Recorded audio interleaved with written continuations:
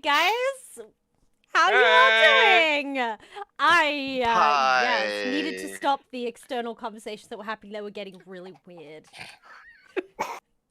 We were talking about you. penises. Now, Ash can introduce us.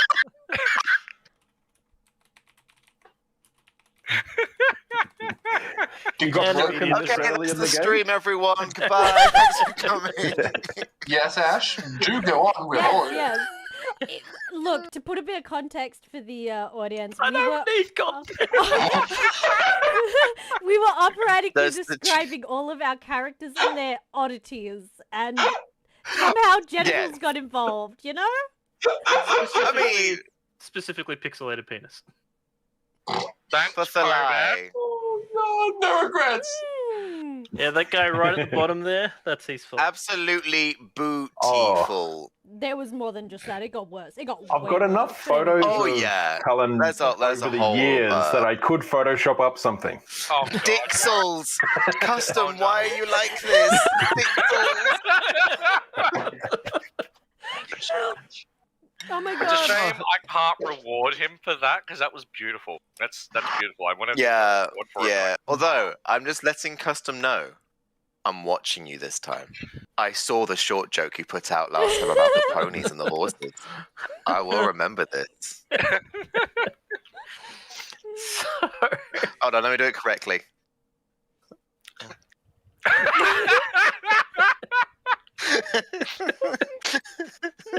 You laughed at his own reward. So... What are we doing? Can't even start. Welcome to the Stormy Dragon Tavern. We are playing Dungeons & Dragons 5th edition, The Trials of the Xel'nari, a homebrew campaign.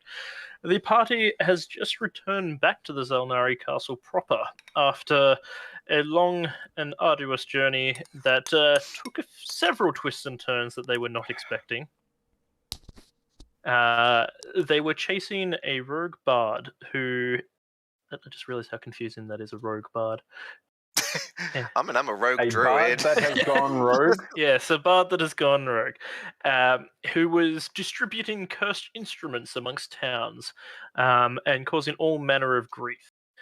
They have managed to thwart several of his plans, and they thought they had captured the bard himself, only to find out that it was not the bard, it was actually one of his accomplices in disguise.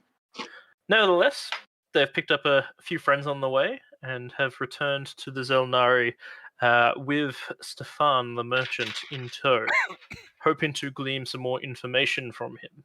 They have found out that Thimblefingers and Stefan have been part of some kind of cult that worships one of the fallen demon generals from an ancient era. Though they seem to take great interest in this, upon reporting the information, it was almost brushed aside as not as significant as they thought it would be. And they were told that such things have come up over the ages and been dealt with as such. And that this will be dealt with in the same manner as before. They now have a bit of downtime at the castle where they can rest up, recuperate, and decide what their next course of action is. And that's where we'll be taking it from. With you in your common quarters. Well, I think for starters, Laia would go visit Brindle, as he has to explain some things to them and exchange some gems that has been handed to him by Kovac.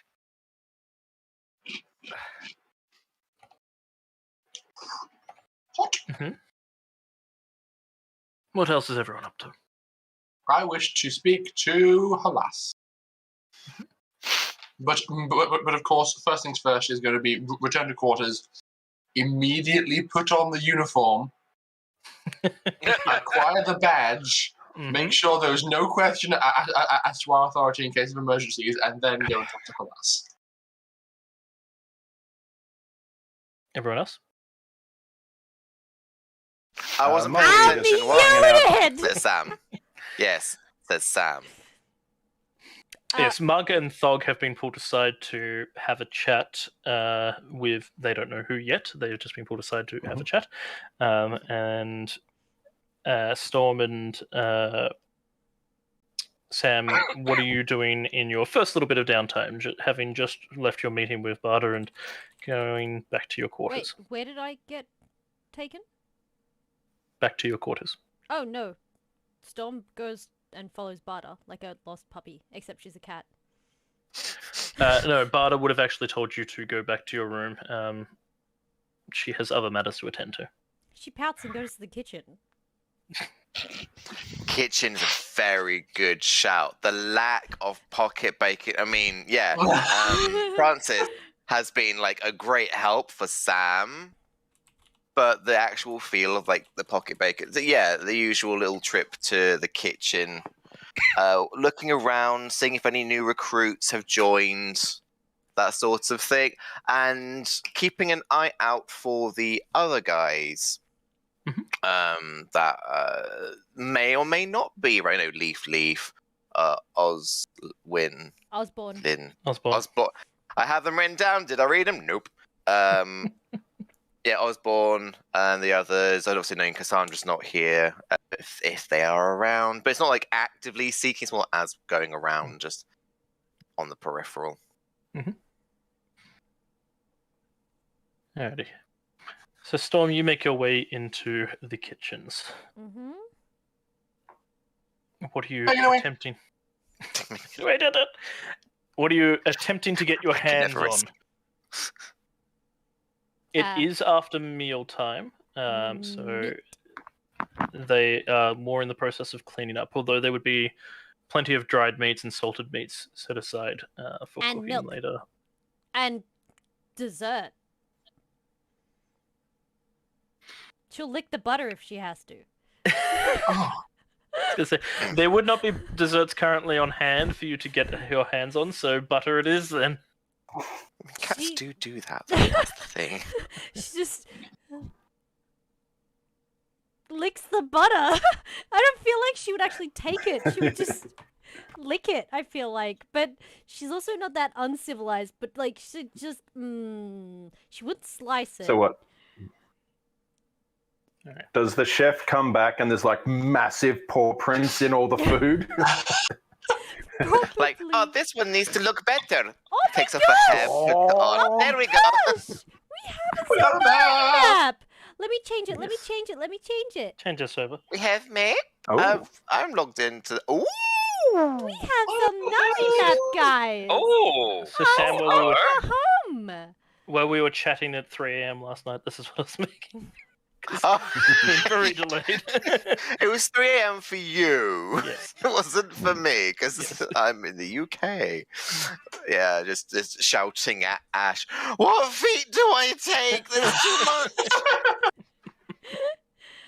I just needed someone to like soundboard off of. That was all. But thank you. Oh, But so we got yes, some rerolls. Yes. wow. yeah, This looks really good, Ash. this is chef's kiss.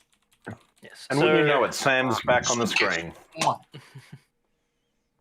Very So dark. you all live in the errant dorms, as that is your current rank. Yeah. Having moved from the forecastle to the rear castle after being promoted and officially becoming errant member. Oh, good. Right next door to the Arcane Consortium. Perfect. Which is where Halas is hiding. Roughly how many next to the people are in the dining. Xel'nari? The numbers are actually a closely guarded secret. Okay. Mostly because they want to exert their power more than they are capable of doing so.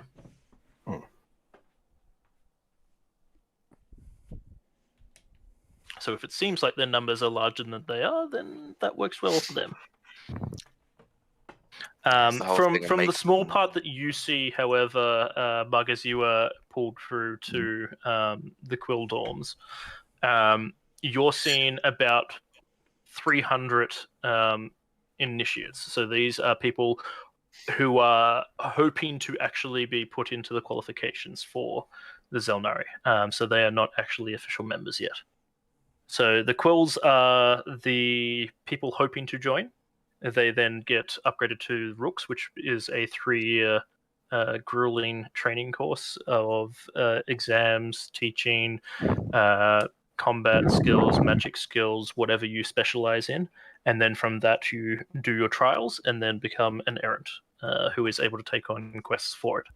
And then those who prove themselves to be exceptionally good can become part of the exemplars, of which there is not many. Just wanted So to would check it be something. safe? Would it be safe to say high hundreds, low thousands Yes. of people in this castle? Yes, currently, yes. Yep. Cool. You could also think of it, I suppose, in a way like if you've ever seen Fairy Tale, like the high ones, you never really see them because as soon as they come back, it's like, oh, you're back. Here's another one, sort of. If I remember correctly. They spend, so the exemplars and a lot of the errands spend most of their time outside of the castle doing missions. So most of the castle is actually taken up by the Quills and Rooks.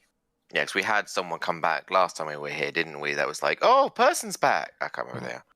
So we would all of us. No, Xavier. Xavier. Yeah. So I was close. So all of us would have started in the Quill dorms, or are there certain Correct. people who get to skip that step, if you get what I mean? Technically, the only person who got to skip that step would have been Storm. Yeah, That's cool. because I lived in the Xel'nari as a child. Or, well, Oh, it is. kind of. I didn't have a home, so it was fine. Yeah, no, you were just kind of there one day. Yeah, Barta brought me back one day, and they were like, "Oh, cat? New pet?" She's like, It's also well known that Cass also skipped that step. Thought so. yes. Yes, there are like a few rare Exceptions to the people rule, who yes. get to. Yeah, that's cool, but none of For us example, elsewhere. Example is Halas, who was invited to join the upper echelon immediately upon his arrival. Yes. He's a badass mage. Who traps himself in the mirror? Hey, He does like to thank- experiment on himself. He still hasn't thanked Storm for discovering him. What did he do? Indeed. I'm pretty sure he did. He did. Did He he? very much did. Okay, I just Yeah. don't Yeah. remember then. That's not I was, Storm. That's I was me, just that's saying me. that was Alice not paying attention. Yeah, well, probably. Truth be told, I completely see it being a Storm thing. So like, you didn't do the thing. Yes, I did. Well, it would be nice to hear it again. Yeah, probably. We're all so easy to just copy now. Oh no. Oh no. It just means we've made really good, distinct characters. I feel like that's great. Yeah. And we it should is, totally have a body swap episode. Oh my Oh Jesus. no. I'm That. terrified of you guys playing Storm. Yeah, no. Oh no. Yeah. Yep. Oh no. So the next person to Anyway. reach their destination would be Oh yeah, to Kovac? answer your question, she grabs a spoon and grabs a scoop of the butter and she's licking it. So there's just a giantly suspicious scoop out of the butter. So you head into the 3 towers of the Arcane Consortium. Okay. Suspended in the middle, between all 3 towers, is a third platform that is attached by chains and pretty much nothing else. It seems to maintain its own gravity well. Awesome. I love it. I'm going to where Halas's assigned chambers were last I was in here. While also low-key geeking out at everything I see. As you make your way up to the door, you hear several loud explosions come from within.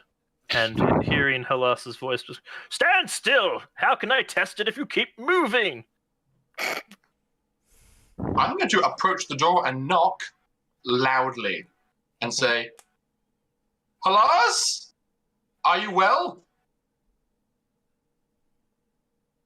There is sound of shuffling within, but you do not get a response. If I hear the sounds of trouble, I am obliged to enter and ensure people's safety. I'm going in. Xel'nari, freeze! Can you please make me a dexterity saving throw? Oh my god. Okay. As you enter the room, you see what can only be described as a small fiery rock hurtling towards you. That's a nat 1. Oh, What a way to go. First roll of the game. First roll of the game. For once, it wasn't me. I see it coming. I squeak out the first syllable of a shield spell, and it just hits me. Smacks you in the face. You take 4 points of force damage. Ugh!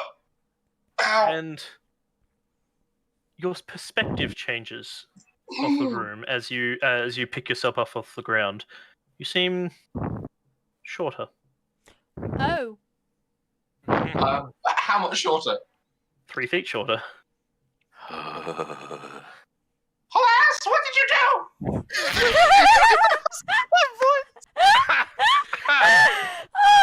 From the other side of the room, you go, see? Well, at least we know it works now. Why couldn't you be a good test subject? And you can see cowering behind several shelves is a small young, probably in his 16, 17 age, young gentleman who is carrying behind it in the assistant robes that you've seen in, particularly in the library. He seems to be utterly terrified and is looking over at you like, oh god, thank god that wasn't me. On the other side of the room is Halas, who seems to be holding some kind of apparatus in his hand that looks roughly like a miniature catapult of sorts. Of course. So, what physically hit me, and is it still around? All that you see on the floor around you is a small broken up rock. Okay. Sort of crumbled to pieces. Up there. So I'm just going to say, hello. How long am I to be small?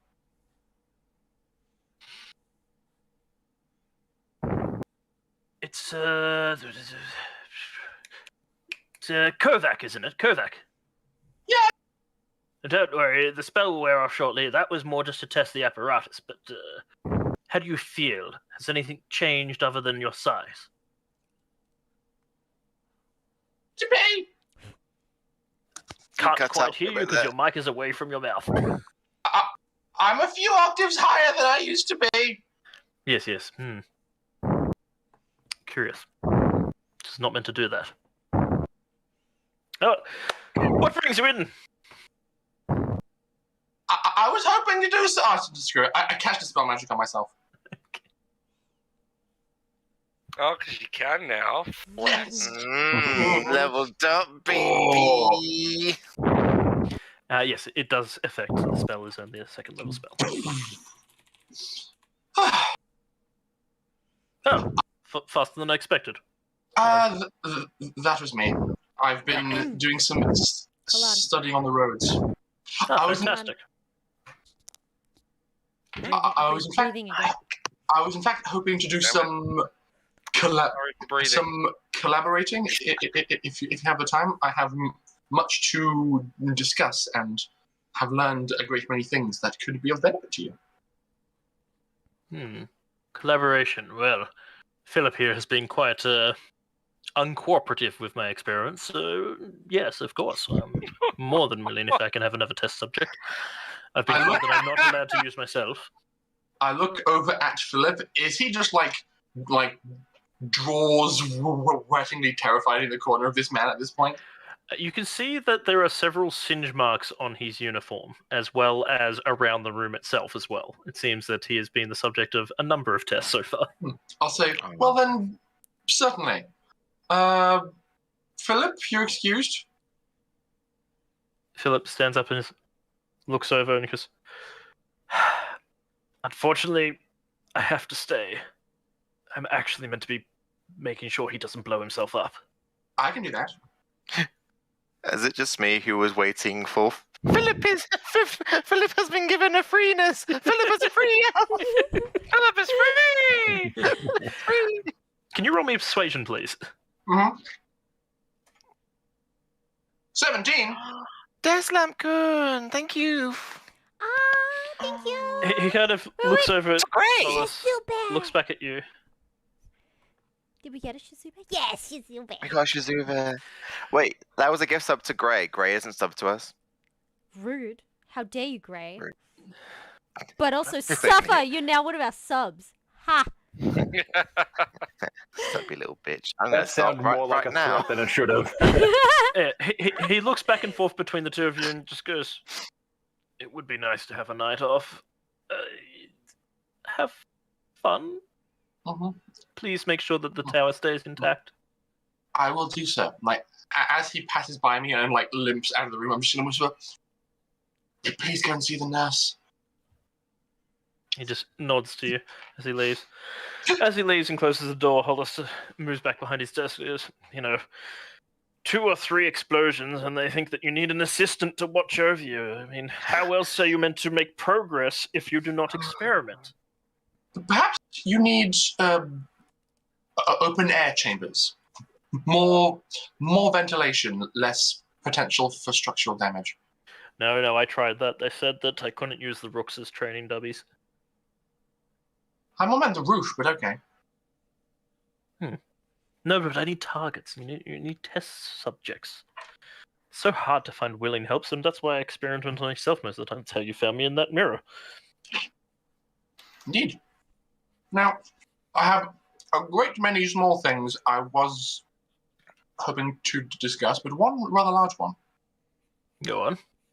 I encountered in our travels an interesting range of arcane-infused instruments being wielded by a group of bards trying to sow chaos and descend across the land. I fell under the influence of one of them because I was not fast enough to be aware of this curse, and as I was under its thrall, I found it speaking in my head and offering guidance. While the guidance itself was of a sinister nature, I found the concept quite intriguing. You may recall previously my proclivity with hasty and modified spellcraft, and I kind of like I tap on my spell book on my hip. Well, I didn't thoroughly elaborate on this previously, but I have somewhat of a more intimate connection with my spellbook than with most wizards. It sort of has a mind of its own, and the two of us enter into brief mental exchanges when I am crafting, studying, and modifying spells. But the concept of being able to bring this consciousness into a physical form is intriguing, especially if I can perform feats through it. So I thought I would just discuss this as a concept. Yes, the concept of intelligent artifacts is one I'm not unfamiliar with, but have never been able to accomplish myself. It takes a great much effort. Though, if the creature, the instrument was putting out a curse, it is quite possible that it was, rather than the artifact itself was intelligent, it could also have been infused with a being. Well, as intelligent as I am, I do lack experience, and I'm not entirely confident as to the nature of my arcane friend. But perhaps if I'm able to do more work, I will be able to gain some perspective. But that is more of a longer-term goal. Well, my lab is your lab. You're more than welcome here. Splendid. Now, one other query. I know I promised not to make it be an ongoing matter, but I found myself a touch lacking in the spell department. If I'm able to procure the resources, would you be at all comfortable with me transcribing a few potentially useful spells from your book? Of course. I see no reason why not to. Splendid. And in exchange, I can share some spells that I found that you may not have. Fantastic. That is the whole point of why I've decided to stay here, is to pass on my knowledge to the next generation. Although apparently I am a bit of a hazard to the next generation as well. But Indeed. Well, in Always cool.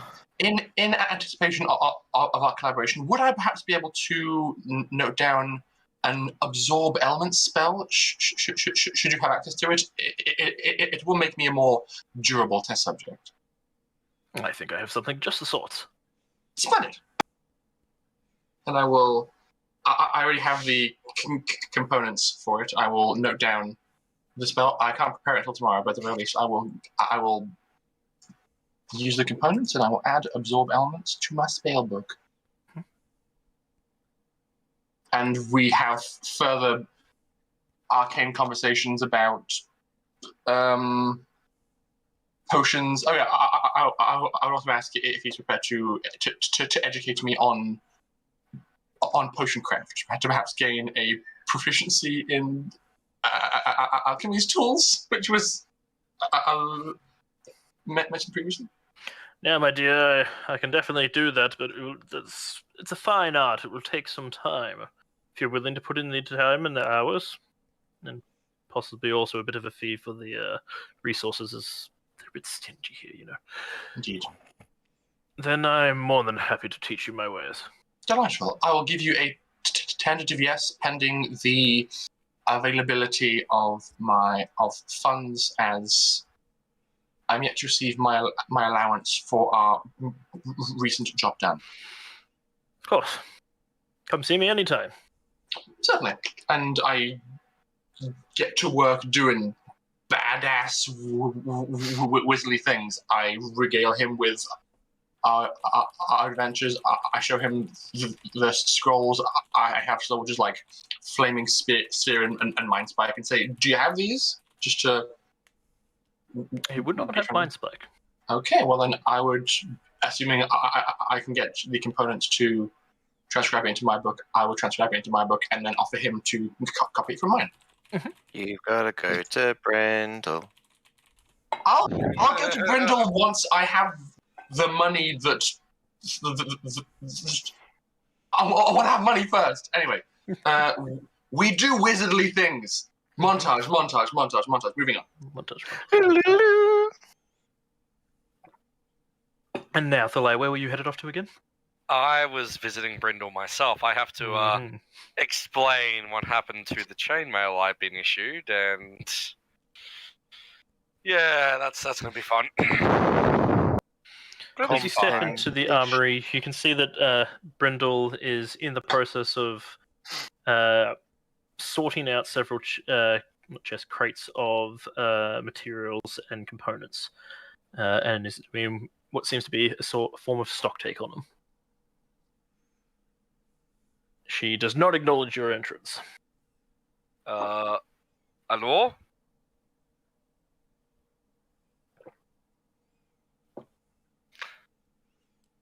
No response. Well, Thalai will just wait.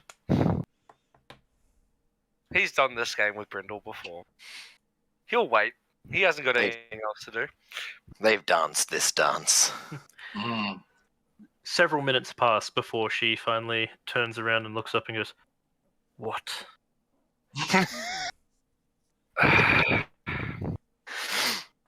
We need to exchange these, and I will put all the various gems and that on the counter. Money. And I need to log in that the chainmail that was requisitioned to me was destroyed. But I will be working in the forge to make a replacement. Oh, you better bloody believe you're going to replace it. You know, these things don't just grow on trees. They're forged. People spend time and money on these. Yes. And you just go out there, you all just go out there and just break everything. Fed up with it. To be fair, Blindle, somebody had cast heat metal on it, and someone was a good idea to... I don't want to hear your excuses. You don't let it happen again, do you understand? Yes, Blindle. And make sure the paperwork is filled out correctly. Yes, Blindle. I will make sure that the person casting magic on me is unable to cast magic on me because I have magical ability to cancel enchantments. That's your job, isn't it? Just knock him out or something. Give me the paperwork and exchange these. She looks over the gems and jewelry. How much have you put forward? Kovac? Oh, damn it, Rory! I was about to ask. Literally just went. Oh, because Rory had it all in their inventory. So, So it sounds like X amount was put forward and Y amount of gold was received. Indeed. Yeah. I'll get. Unless Talai's going to be bargaining and negotiating. There is a high likelihood that Thalai may want to. Brindle is not in a good mood already. I But wonder again, why. Brindle is That's never in a good curious. mood, but that's a different story. But in the Just meantime, Sam, Hi, that's a me. when you make it back to your quarters, you find that there is a envelope waiting for you on your bed next to your robes and your badge of office. Huh. It is addressed Sam to would you. have. Oh. You Yeah, Sam recognize would've the handwriting and the seal on it immediately as that from your mother. Oh, okay. Yeah. Sam would have first of all gone outside to the gardens to his little hidey hole, grabbed the stuff from there, so I can see him like kind of his arms got stuff, like looks at it and just like drops it, like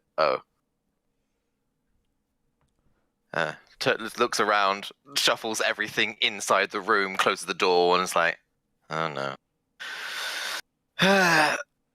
We'll open the letter after locking the door. Mhm. Private stuff is private.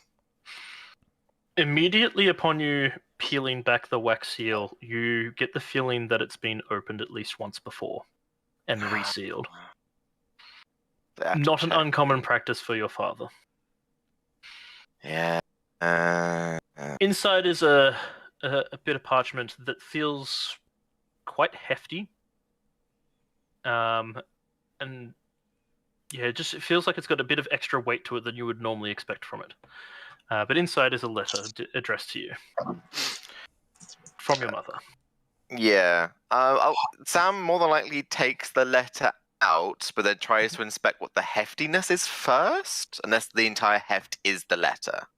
Roll me a perception check. Dice!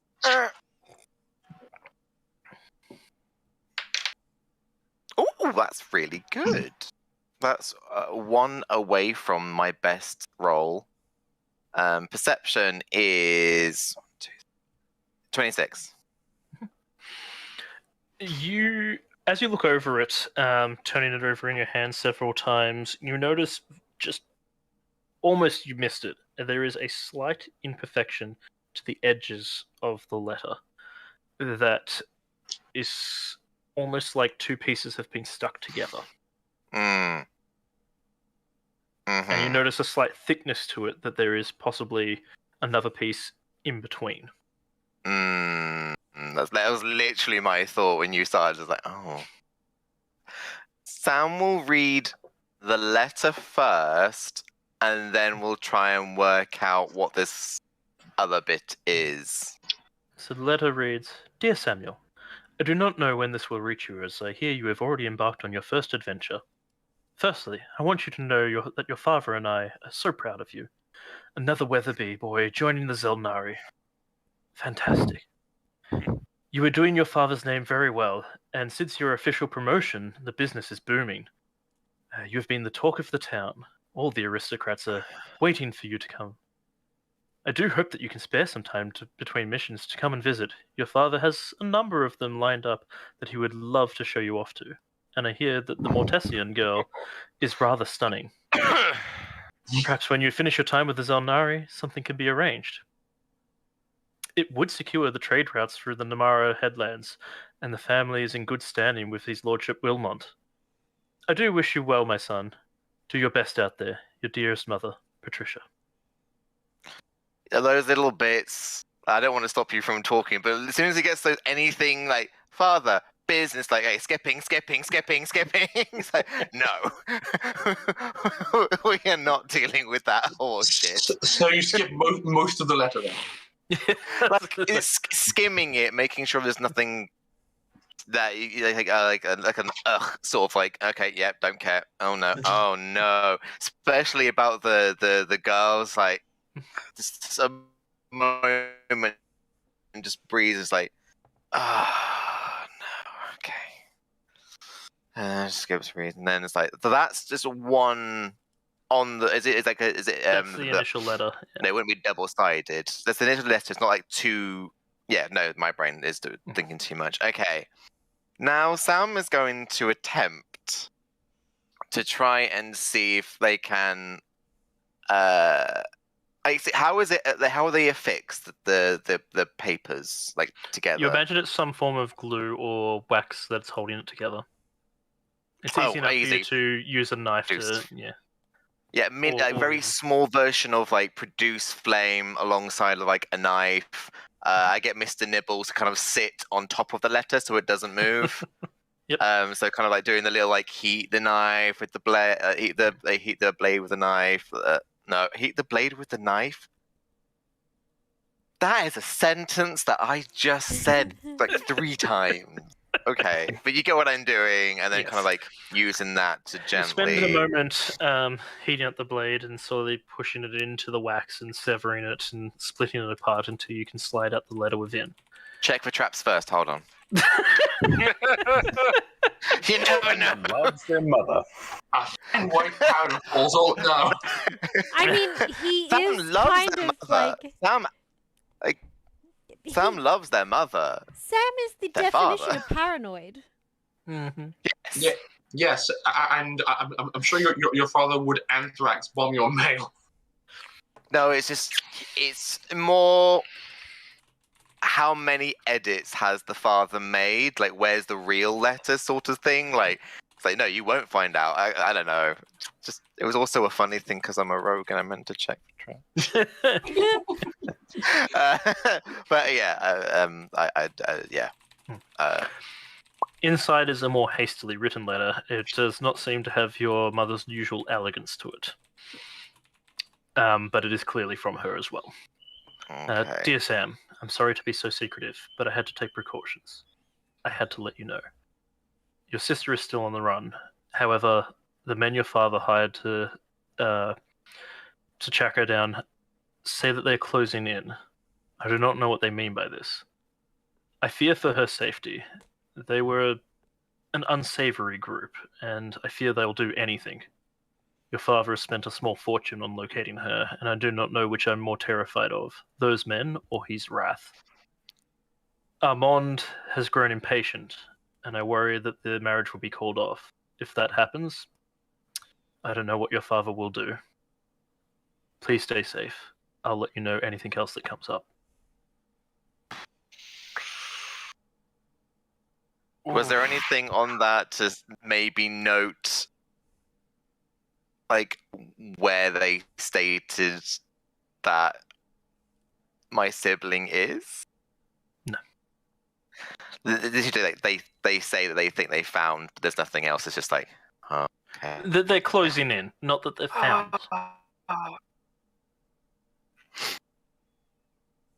Sam's immediate thought is, they're never going to find her. And then the immediate thought was, oh, wait.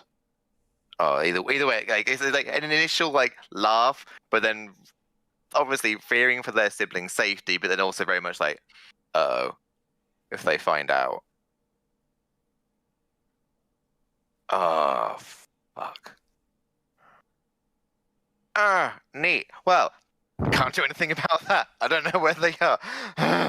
Stress eats like pocket bacon. It's like, I don't know what to do.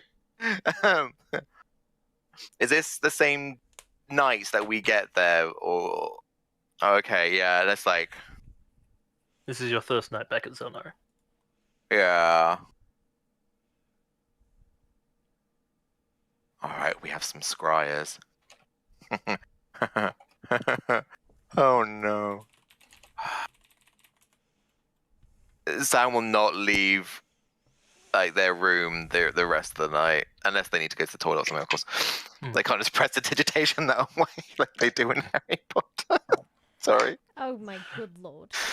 I had a You got a moment. bedpan. But yeah, it's like they don't leave the room the rest of the night. They will definitely clutch onto Mr. Nibbles a little harder, but not much because he's a mouse. Probably won't get a very restful night's sleep. But yep. And then that's neat. Yeah, from then onwards, even for the next few days or however long we're doing this for, all the items that Sam brought from like the gardens are still on the floor, has not organized them, has not put on the uniform. Not as like a show of defiance, but it's more like there's other things on their mind at the moment. I was going to see if the next day, when we get to that, I would like to go to the library, but that might not be so much of a thing anymore. We'll see. Cool. Yes. So That's what Sam does for the night.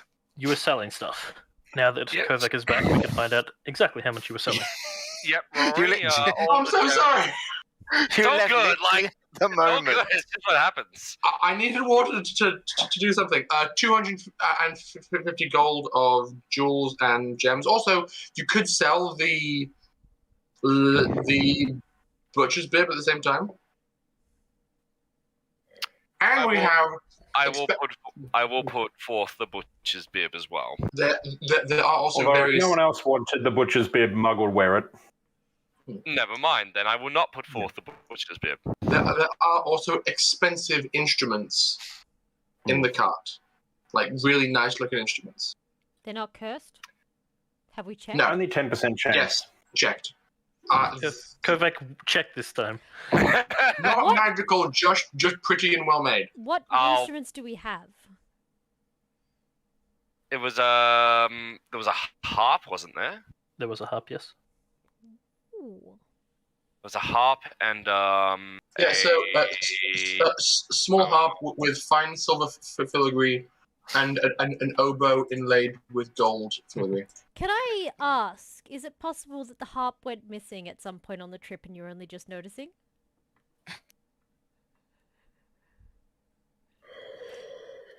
What did you It was do? pointed out that we noticed it earlier. Because I didn't notice, but Storm would have noticed, and she would definitely have happily taken that harp so that she could learn to play an instrument that's less obnoxious than the bagpipes. That's cute. I don't exactly know if you've got somewhere to hide it in a wagon. It's not exactly small. Oh, Well, it's not yeah. not a like a little portable little. I mean, sword? it's not a grand harp. Yeah, but so there's it's just a still- suspicious lump in her backpack. What else do you think is in So there? what? Is It's it, not like a liar, is it which the is about size yay of big. It's sand? probably like, Suspicious lump in backpack. the oboe might be better technically. No, that's another mouthpiece instrument. She wants a. Yeah, it's It's not fine. a grand You guys harp. can say no. It's okay. It would be about Sam's height, yes. So it would still be very awkward for you to try and hide that. I mean, I still feel like she'd try. You could all pretend you didn't notice.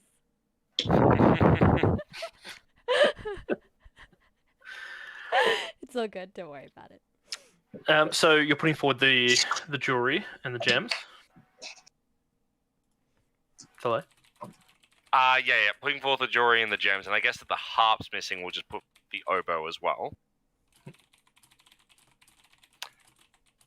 Looking it over, she looks back up at you and goes, "What do you think I am? Some kind of black market pawnbroker or something?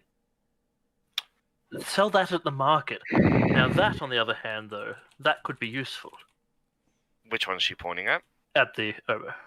All right.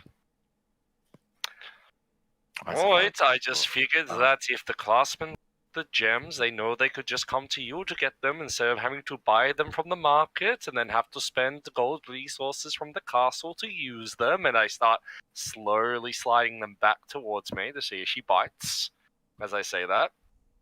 If she doesn't. You. She kind of just looks at you and goes, "What the devil are you talking about? We don't use gems. We are more practical, not ceremonial. I mean, look, I know they put it into the ceremonial stuff, but that's, that's all his work. I don't deal with that. If Gorm wants to do fancy stuff, he could deal with it himself." I meant magical reagents. I figured that half of these things would be used, aren't they? I don't know. I don't use magic myself. She'll look over them. Some of them could be useful, but probably not of any value. All right. No, we've got more stuff here. I'll just trade it at the market then. All right, but what will you take for the obol? Exchange that for. She'll have a look it over. It's not bad. It's pretty well made. Could do 100 for it. Insight to see how much she's trying to cheapen me out on this. That is 21. You reckon you could probably get 300 for it? Blindle. Come on, you know it's worth more than that. And on top of that, you actually give me a proper price for this, and I'll make sure that Storm never has to do the inventory stock take for any of our squad missions. Roll me a persuasion. I feel like that should be with Sorry, advantage. let me phrase that, because my persuasion is horrible. With advantage. No, gonna. what he would say was, and it's like, if you don't give me a proper price for this, then I will ensure that Storm is the one that handles any Trying to intimidate. I'm going for intimidation here, not. Roll me a persuasion. Oh, God damn it. I was gonna say, is it with disadvantage because he still owes money for the frickin' chainmail, bro? I've already said that I'm gonna be working. Oh yeah. Yeah, it's not owed. It's I acknowledge I have to pay for it. You can get a advantage on the persuasion. Okay, I'll try. Well, love that advantage for a 7 because a -1. Oh no. You can see her eye twitch at the mention of Storm doing. Anything. Storm and paperwork. It usually also comes with paw prints. Kovac can handle the paperwork. Storm does not need to do it. 150.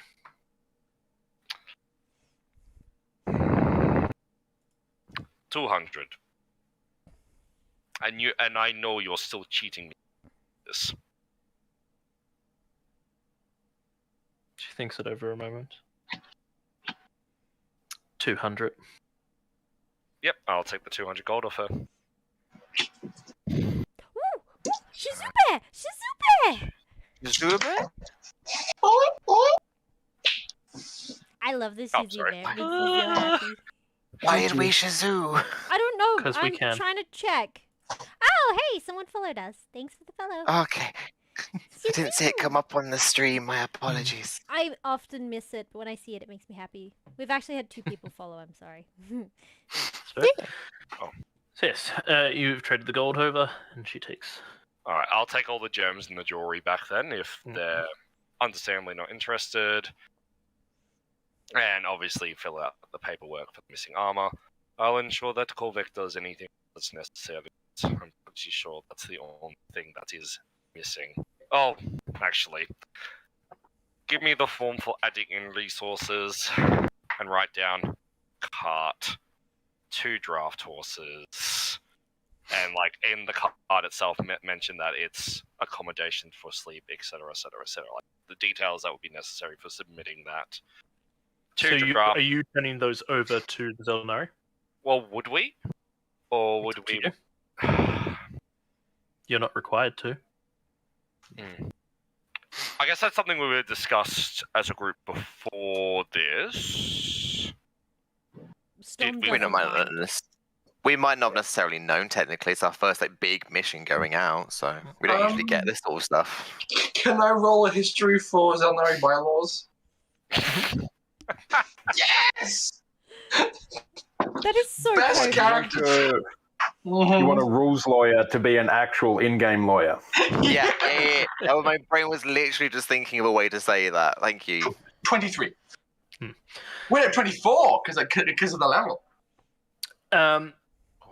As you have not reported this as being Thimblefinger's cart, there is no requirement for you to hand this over. You could keep this.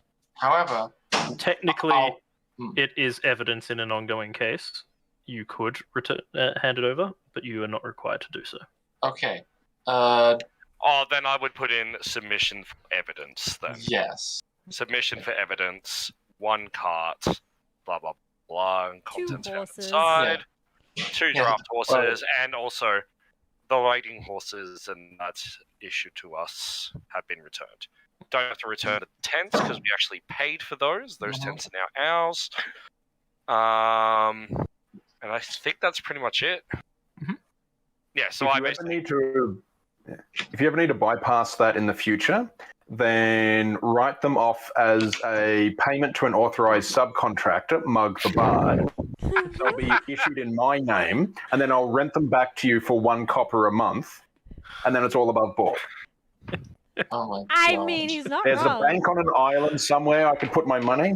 Yeah, it's just inhabited by cats. And they I got was gonna say, terrible housekeeping. there's one very secure one. No one can find it. Not even Storm. Try. I guess after that, then I would head to the forge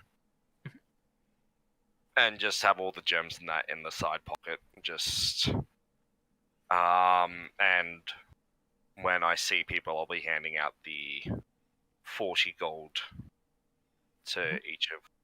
You would know by this time of night that the forge would no longer be active. Oh, right, of course it's night. Sorry. Then I'll just go back to my quarters. Get ready for sleep. In the meantime, Mug and Thog have been pulled aside into their own rooms to be questioned. Was Thog a full orc or a half orc? Half orc. Half orc, okay. So between us, we're 1 full orc. And one one full human. And one full, well, half. No one said they were human. Oh. It's true. And 1 full other. Asterisk mystery meat. I don't want to think about that. Mm-mm. Nope. No mystery meat, thank you. Sorry to derail. After a little bit of time left in the room by yourself, a gentleman steps in. He is a human, short in stature, but quite well built. And he has a number of different scars across his face. You can get the feeling that he's definitely been in a few fights in his time. He looks you over for a bit, sits down at the table and goes, "You are Mug, I believe." Me as Mug. Pleasure to meet you. I am Dimitri. No, it's not a He crossover. is not Mug. He is Thog. No, Thog is actually in a separate room to you. Oh, okay. You're being questioned separately. Tell me, how is it that you came into the employ of the Xel'nari members? Xel'nari borrow Mug shoes. Mug help fight ooze. Mug sign contract. Mug defeat Bard. And he's taking notes as you go. And this Bard, is this the one that is part of the cult? Yes, but also no. We go fight Bard, but not defeat Bard, defeat Merchant Bard. Merchant Bard look like Bard, then when we find out later, not Bard, only Merchant Bard. So we bring Merchant Bard here, you, but Bard, go else. He blinks for a moment and goes, surprisingly, I understood that. Mug speak good. What are your intentions from here? Do you wish to continue with these Xel'nari members, or are you separating your contract? Contract was stated word Thimblefinger. Need finish, go find Thimblefinger, not Stefan. But Mug like Xel'nari. Mug want help. Very well. Then, if you are okay with it, we wish to sign you up as a subcontractor of sorts. You'll be a mercenary underemployee of the Xel'nari. Your charges will be those you are currently traveling with, and you will have limited access to the Xel'nari grounds for the moment. Right. Mug, mercenary bard at large. Mug-like. I'll have all the necessary paperwork presented for you shortly. Please there any send questions you have paperwork for to Kovac to read first. Sorry, say that again. Please send paperwork to Kovac to read first. I can have that arranged, yes. It will delay the signing process, but... Reading needless things make her happy. It's so true. It's so true. Yeah, where's the lie? Where's There's no the lie. lie? There's no lie. She genuinely loves reading. There's no. Yeah, where's the lie? But the lie is there. Ha. Very well, if that is your wish, So, can that Mug arranged. get piece of paper saying that work for Xel'nari? yes, that will be arranged, as assuming you do sign on. What Mug title be? Can Mug make own title? He kind of looks at you quizzically. Officially, you would be Title just... word important. Officially, you would just be mercenary under the employ, but I'm sure something could be arranged. Could Mug be called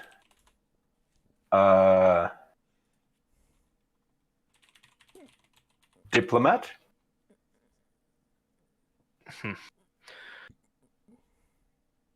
Diplomat would not be a advisable term. In regards to this, the Xel'nari members speak on behalf of the Xel'nari, and their word carries the weight of the Xel'nari. You are not representing the Xel'nari to that level. Ah, you want Mug fight, you want Mug bleed, but you not want Mug speak. Mug No, that's understand not what what you I like. mean. It is more... The title carries a weight to it that... you must understand that tensions are high at the moment, and that diplomacy is a complex matter. The members... What about temporary deputy? This will be more acceptable.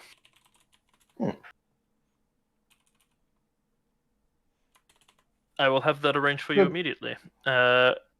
Once Kovac reads over the notes, I will have them presented for you to sign, and you will be taken to your quarters.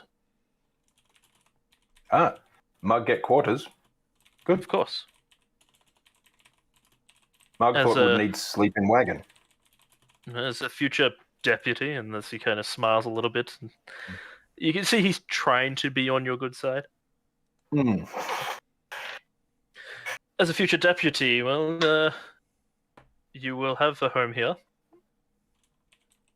But I imagine that your group is eager to be on the road again soon. Yeah, tell me, you know name Grim Garosh? At this, he kind of drops his quill, and then picks up and straightens himself up. Yes, I know the name. How do you know the name? You believe alive or dead? Dead, of course. It's been hundreds and hundreds of years. Merchant Bard talk to Bard. Talk about serving Grimgarosh. Mug read Merchant Bard mind, see vision Bard. Not sure if alive or dead. There's more than likely a cult in his name. They pop up from time to time. What Or if someone posing as it to assert power and dominance. not? If not, then more investigation into the group will need to be done. That is being presented to the Grandmaster, I believe, already, and a decision will be made on that matter. That important people talk. Mug not invited. Mug would go if invited. At this, he kind of chuckles a bit and he goes, my dear friend, even I'm not invited to that one. Yeah, but you're not Mug. No, I'm not. Oh, thank for talk. Need else or? No, if you do not mind, we will have someone inspect your equipment for any curses or illegal apparatuses or magical items or contraband. But other than that, you will be free to move about the castle for the moment. Though currently you are restricted to the southern quarters. Dimitri. So if someone asks, Mug say, Dimitri gave permission for me to be here. In the lower quarters of the castle, yes.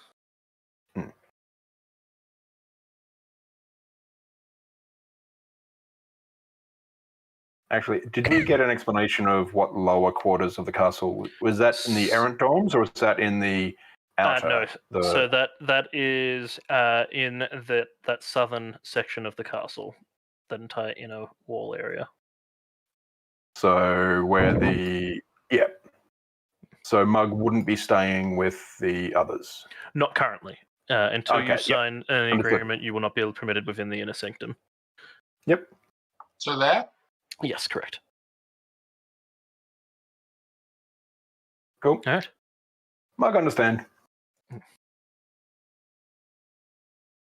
right. And with that, he gets up, offers to shake your hand. Mm-hmm. Shake hand with a nice strong grip. He reciprocates, and he leaves. By the time you make your way back to your quarters, Kovac, you will find the paperwork upon your bed. Oh. To sign over a contract for one Mr. Mug to join you as a escort and under an official writ of mercenary work to not necessarily follow your orders, but he will be under your employ. Okay. As I kind of walk into the room, I'll gesture at the window, have it swing open, conjure Wisteria, and basically just give her a night of fun, frolicking around in the nearby woods. She may be under my command, but she's an owl, and would probably enjoy that. So give her a night off, and then I cruise. Does this seem like pretty standard stuff, or is there anything that's pretty sus? standard? The only thing that stands out to you is that one of you will need to be listed as his beneficiary, in that you will be taking responsibility for him if things go bad. I think you meant like a life insurance payout, like a beneficiary if I die. I ain't trusting him that much. You also look over and find that there is actually 2 sets of this paperwork. Mm-hmm. The second set belongs to Thog. It seems that he had a similar idea to Mug. Okay. Also, maybe because Thog can't read. Yes, he is pretty much illiterate. Okay. It's fine. They're basically just our shares. Oh, They don't need a last Yeah. name. So it all seems pretty reasonable. I'm going to cross my fingers that Storm is at this hour of night in her chambers, and I'm going to go and find her. Storm. you Are you in your presume a chambers? lot. No. I'm hoping. Okay. Is Barda back? Because she would have waited maybe a couple hours. Okay. No. She does not seem to return to her dorm at all. I feel like Storm would have gone looking for her, even though it's technically totally not allowed. Or maybe it is now. She doesn't know. This is true. You were never explained what permissions you were granted now as an errant. Yeah, she's gonna.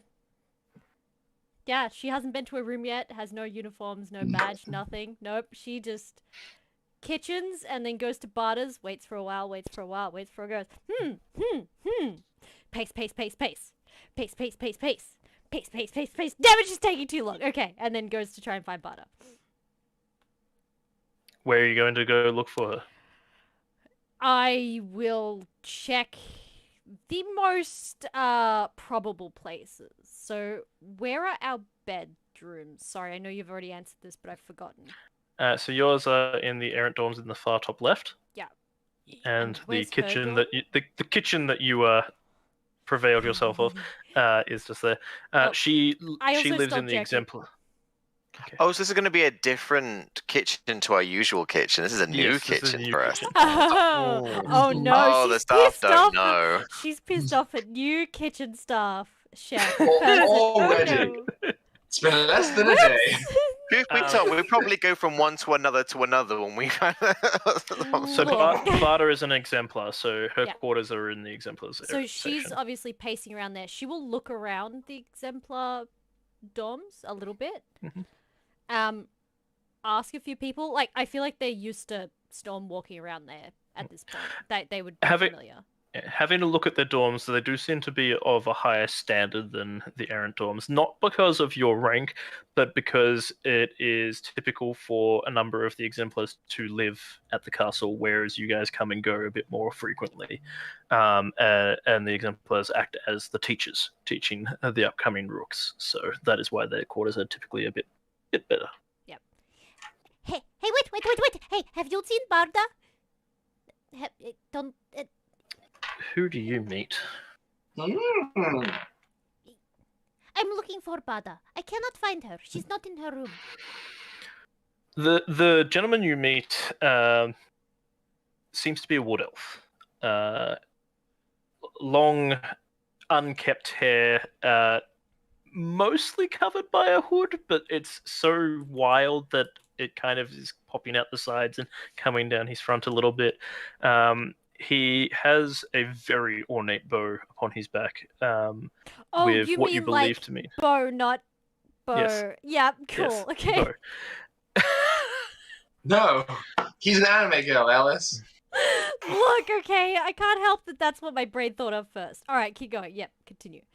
He very much wears what you would typically believe is ranger's garb, and has a number of different knives along one hip, and then a much larger, looks like a kukri kind of blade on his left hip.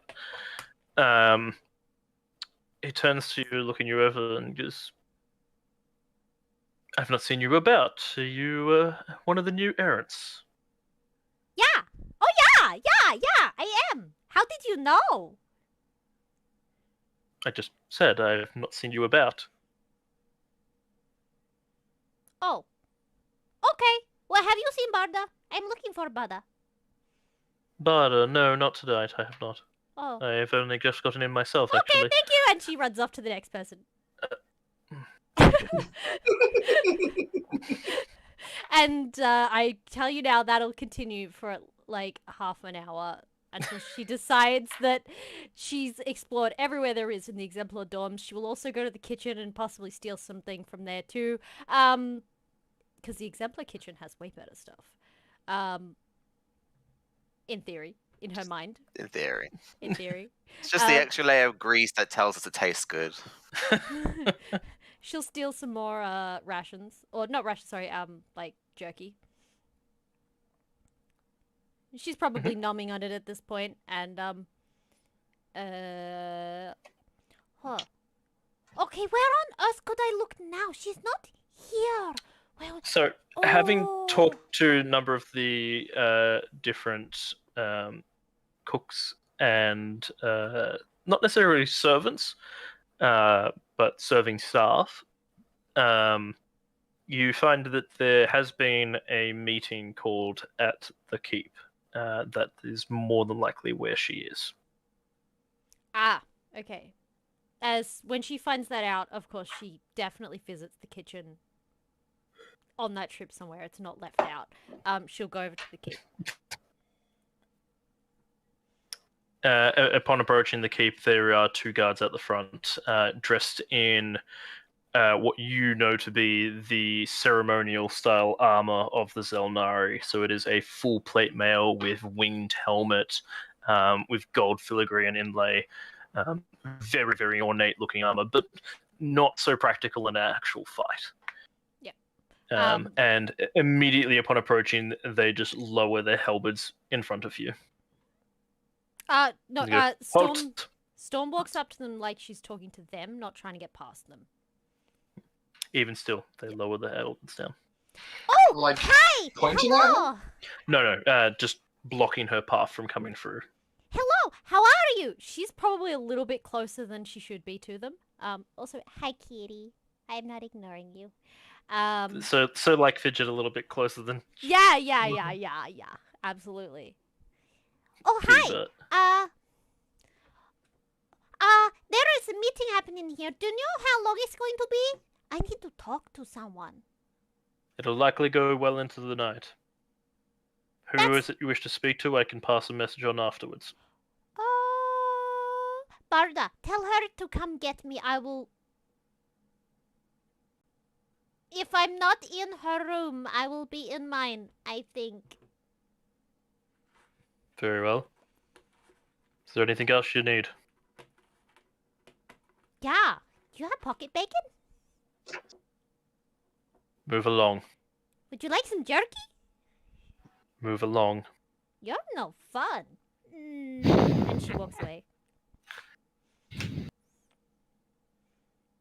Also, we gotta hydrate.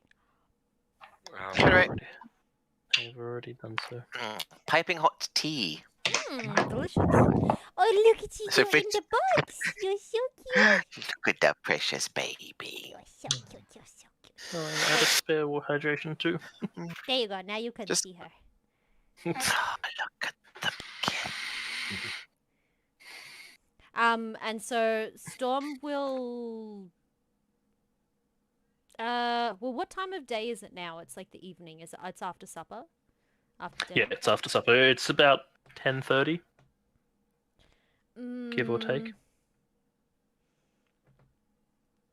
Does Storm know how to get into Barda's room? Oh, I feel like she's Yes. broken in there in the past and now like has like a just a... I feel like Barda's given up on trying to bar her from her room. Yes, you go around to the back of her dorm, finding the window that you usually break into, with its 3 currently broken padlocks that she has not stopped bothering to replace. And she will lay on Barda's, like she'll climb in through the window. And she will she will grab a random book off her bookshelf and flip through it and lay on the bed and proceed to not read the book, just look at the pretty pictures. And if there is no pictures, she's going to find some paper, draw pictures, and put them in the book. These are first editions. She's learned not to draw on the pages themselves, but she's adding pictures to the book.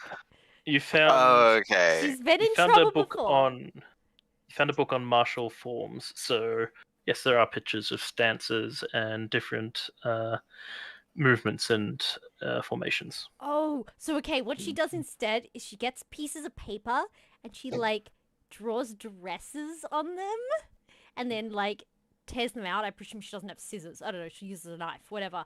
And puts them on top with the people. Just doink.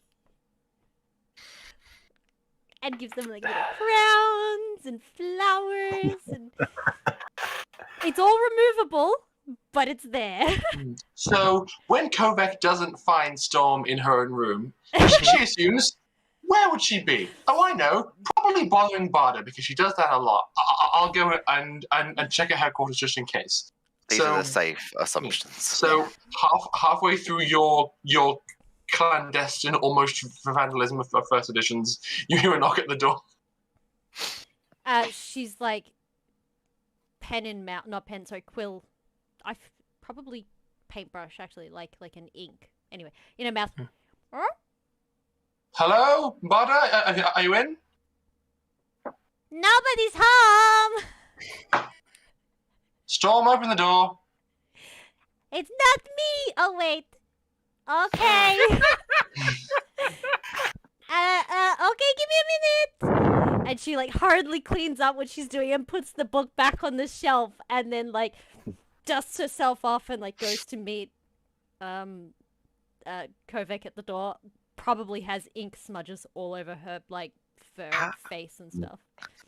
How are we still alive? How are we like high members of Xel'nari? I mean, I licked a flower and it paralyzed Genuinely me. questioning that.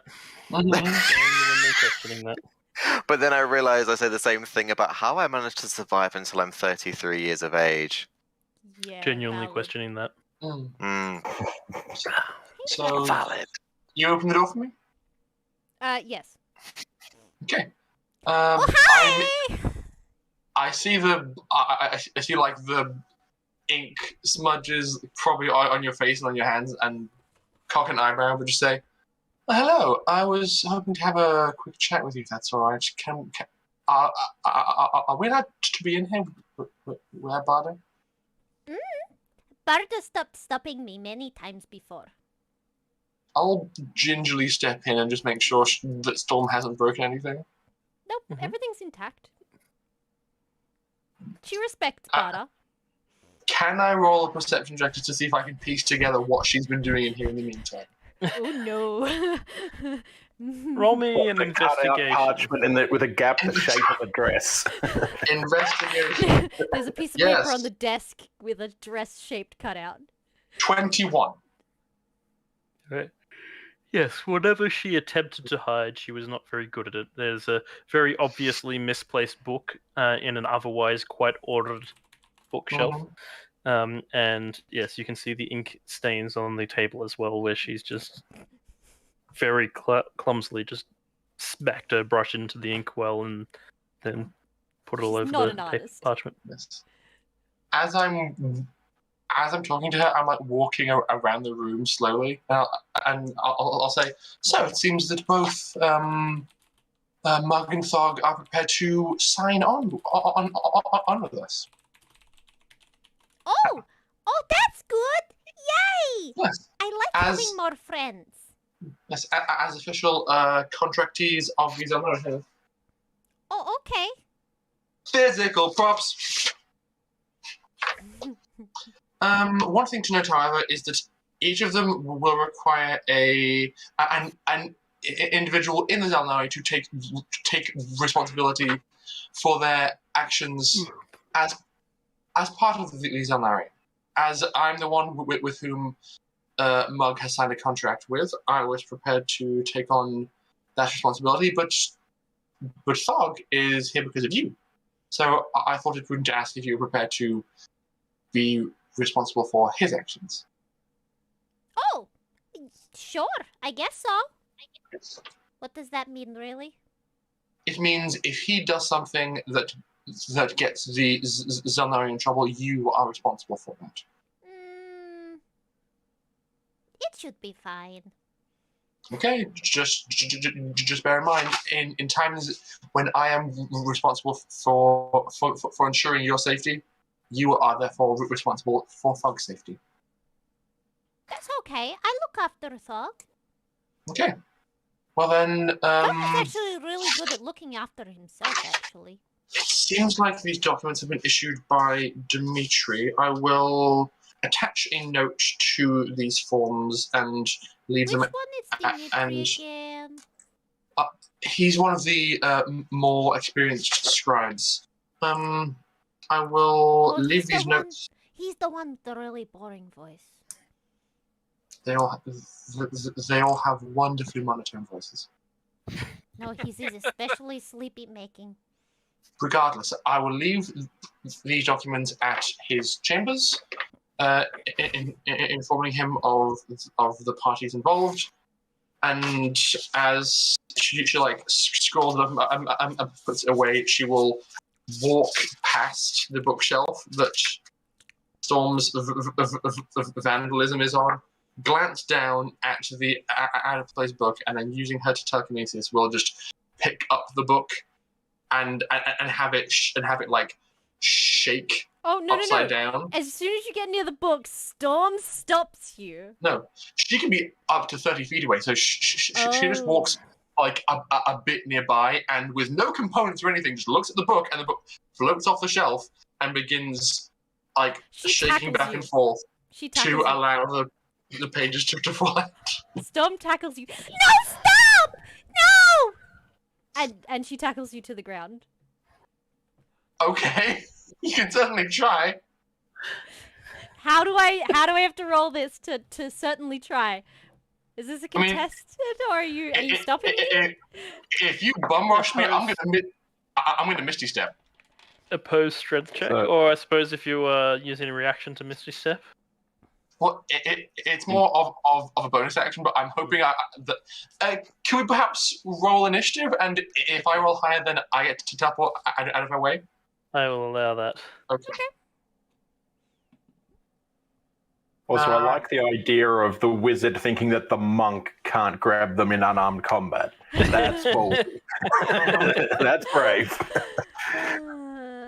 They don't know what they're doing. I rolled a 15. 14.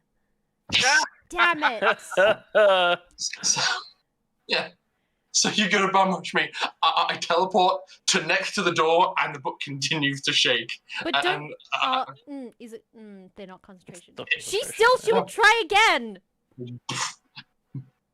But at this point, I imagine a decent number of the dress cutouts fallen out of the book.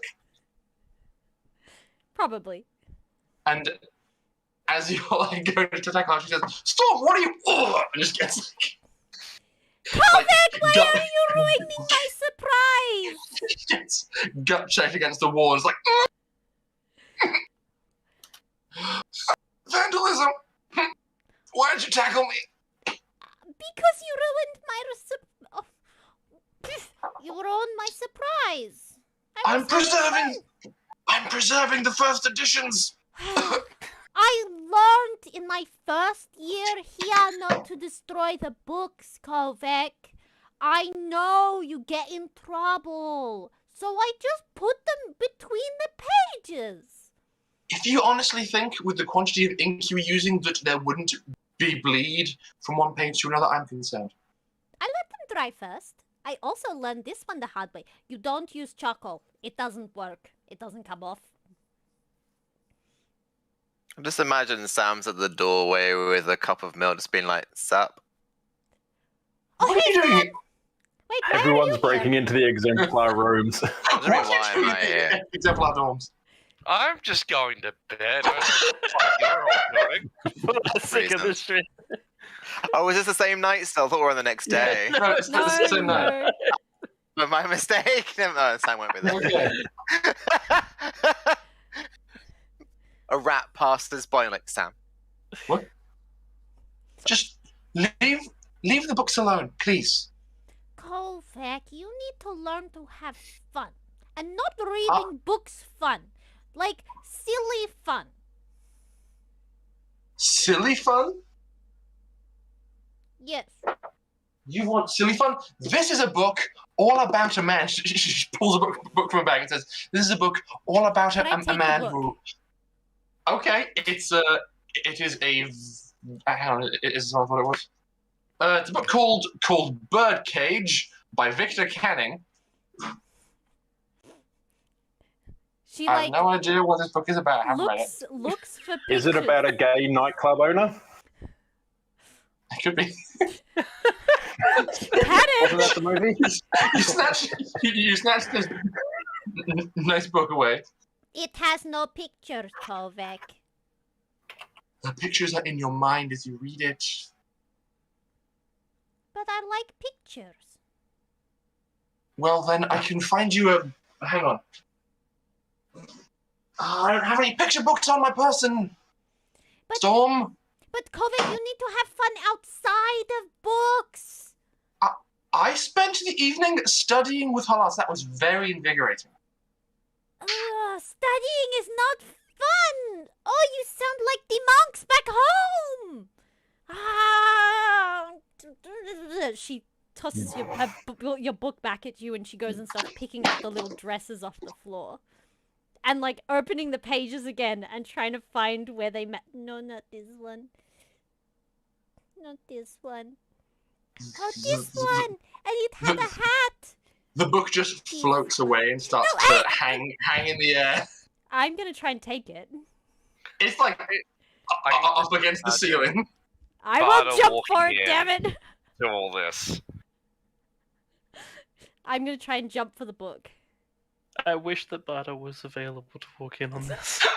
I mean, if Leaf and Leaf around, Barda could be. True. Mhm. I'm gonna try and jump for the book. How high is the ceiling? Not very high. Damn it. At most about 8 feet. Oh, bother. She can But definitely get that. she can very easily make the distance. Well, that's not 20. I don't know if you can see that, but. Mm-hmm.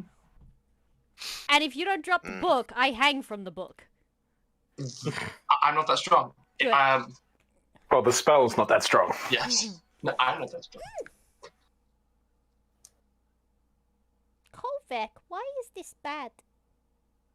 Why do you think this is bad? Because you are breaking into someone else's quarters and you are messing with books. Books are a bastion of knowledge and civilization across all time and all species, and they must be respected. Storm actually takes the book and all the pieces of paper on the floor and sits on the bed and just holds it to her chest and goes, Kovek, did you think that maybe because I don't have a mother that, well, actually, yeah, I don't have a mother. Are we suddenly going into trauma territory? Is that what's happening? Barda might possibly be kind of like my replacement, and I really like to draw her pictures. And, you know, it's just what we do. I leave little secret pictures for her, like when I write her really long letters when we go on adventures. Because I don't have anyone else to really tell about these things or to share these things with. So, Barda doesn't mind me coming in here. She likes to pretend that she does, but she doesn't. That's why the locks on the window aren't locked anymore. They're all broken. Ash, can I request to make some kind of saving throw to see if this registers on any kind of emotional level for Kovek? Storm Wisdom is saving not throw. even Okay. lying. No, I don't think it's about you at the moment, Storm. Dirty 20.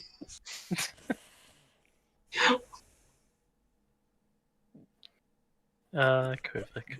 Emotionless. Sweet son No, just- child. Having a difficult time. She just looks at this. Kovik's trying really hard to see Storm as a functional team member, but she's just on her bed, hugging a book and some like paper cutouts of dresses, and goes, "Oh my god, she's still just a kid." Yes, she's only 18. And Kovac just says, "Fine. To do whatever you want."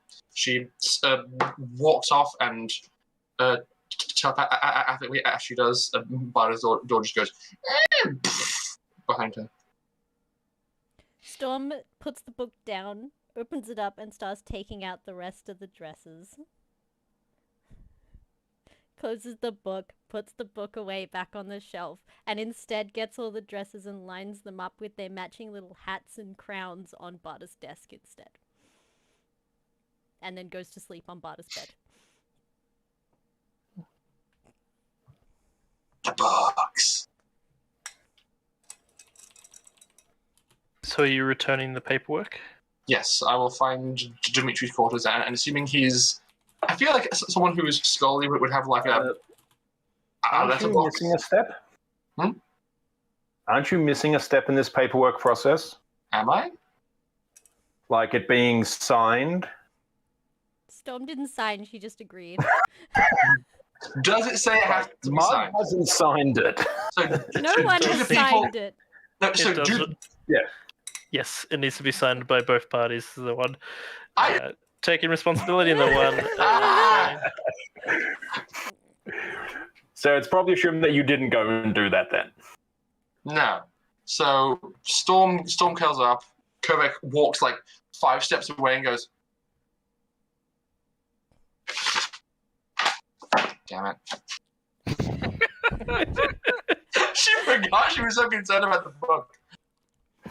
She walks back up to the door, gives it a very ginger knock this time. Storm just goes. You just hear mumbled and muffled. It's Kovac again. You guys destroyed my fun again. What did she even say just now? Have you you gonna come to destroy my fun again? Oh.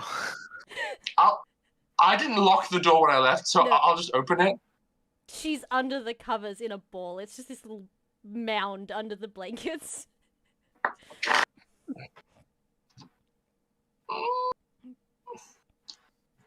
There's probably Oh, a I know. tail poking out from the blankets, though, because she forgets. I'm gonna walk over to the desk. Is there like a? I'll get like a paperweight or a small At the desk, you can heavy thing. see all of the dresses lined up with their matching Mhm. hats and crowns. Can I have a bit of creative license, a bit beyond the purview of spells, just for a cool idea I had? What is it? But basically, I want Kovac to go over there and basically just be able to magically pick up all the little people and have them form a circle around a paperweight on which I cast light, and then basically have a shadow puppet show dance around the room to amuse Storm in her bad mood. Most definitely. Ooh. Storm can hear ruffling and just there's just a little eye peeking out from under the blanket. So I'm just sitting on the guest side of Barda's desk, making little gestures as shadows of dresses and people in silly hats dance around on the walls of the room. So it's kind of Fantasia-like with the mops dancing. Mm-hmm. She'll slowly come out from under the blankets. What do you want? Also, I like the dancing dresses. Thank you. Please sign here. What is it that I'm signing for? You're taking responsibility for Thog, as we discussed. You can apologize first.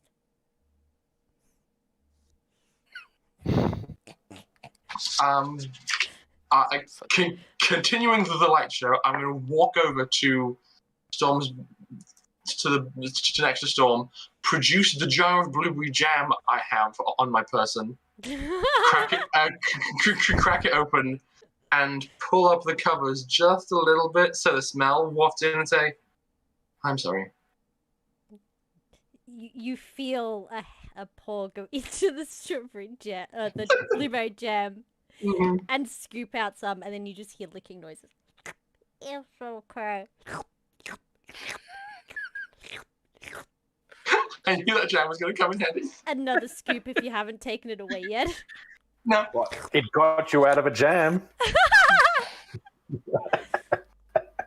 She'll poke you God damn it. back. Okay, fine. I accept your apology.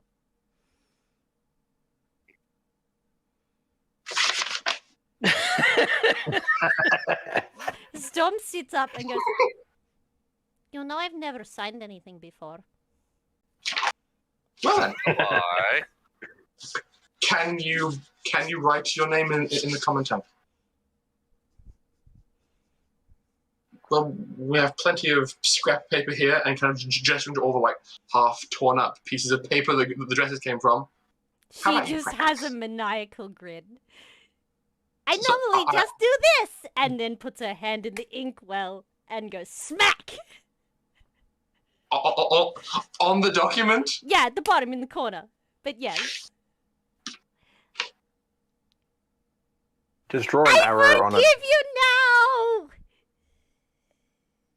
Have I seen her do this before? Probably.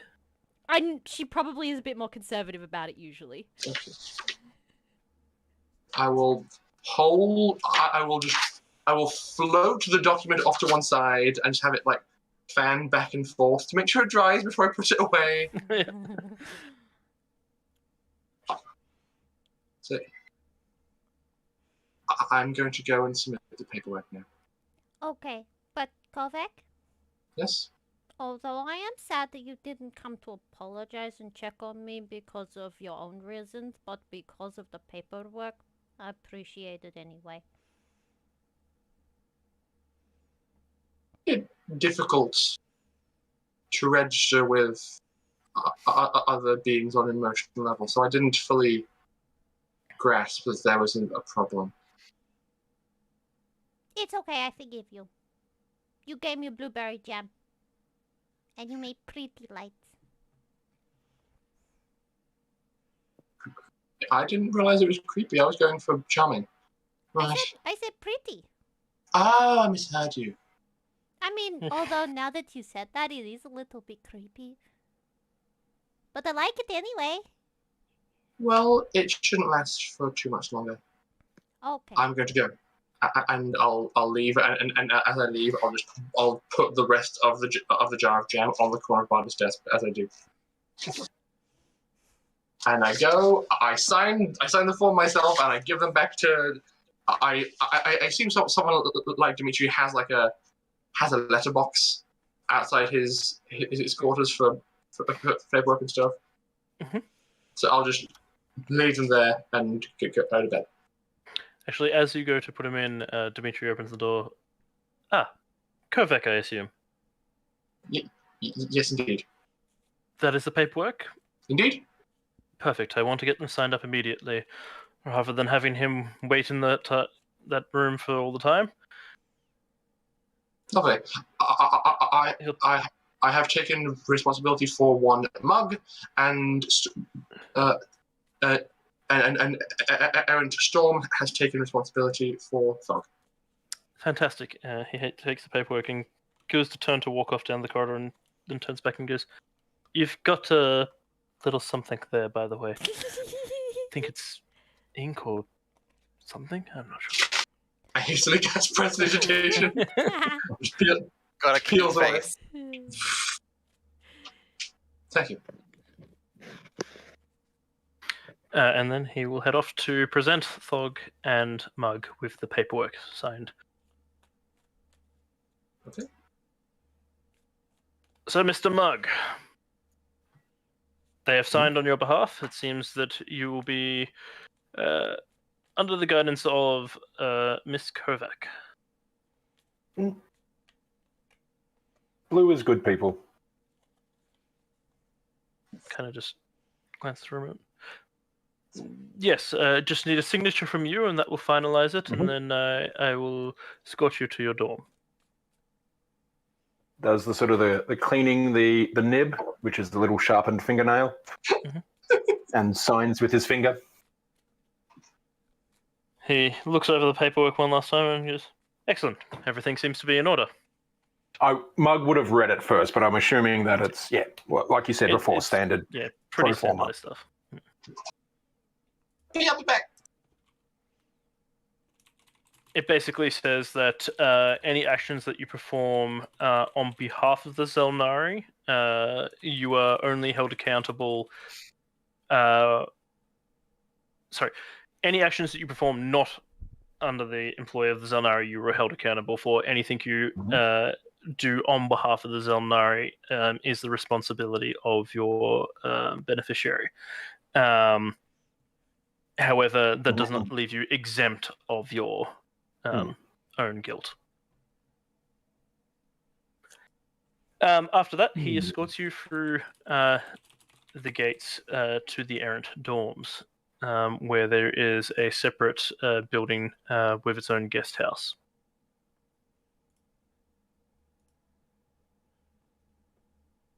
This will be your quarters for your stay here. They're not much, but at least you've got a room over your head, I guess. Bit better than staying in a cart or on the floor or spending time in taverns, but to each their own. Trust everything is in order? Look good. Stayed in better place, stayed in worse. You know. Very well. I will see you off. Have a wonderful night. And then you hear from Bye-bye, behind Denise. you. Mug! Hey, Thug. We're gonna be dorm buddies. Yeah. I So tell you you sign what. on too? Yeah, I assume we're just speaking Orcish at the moment. So you sign on too? Try to get them to bump me up to diplomat, but all I could get was deputy. Oh, you got a title. Mm, I'm just See? mercenary, which I'm already mercenary, but you know, I'm here to help fluffy ones, so that's alright. yeah. And I've already figured out a couple of ways to try and sneak a couple of extra barrels of some of the good stuff in here. See what we can do. I knew you was good orc. The best. They fit in too well with this group dynamic. Oh no. Oh no. Alright, is there anything else that anyone needed to get done tonight? No.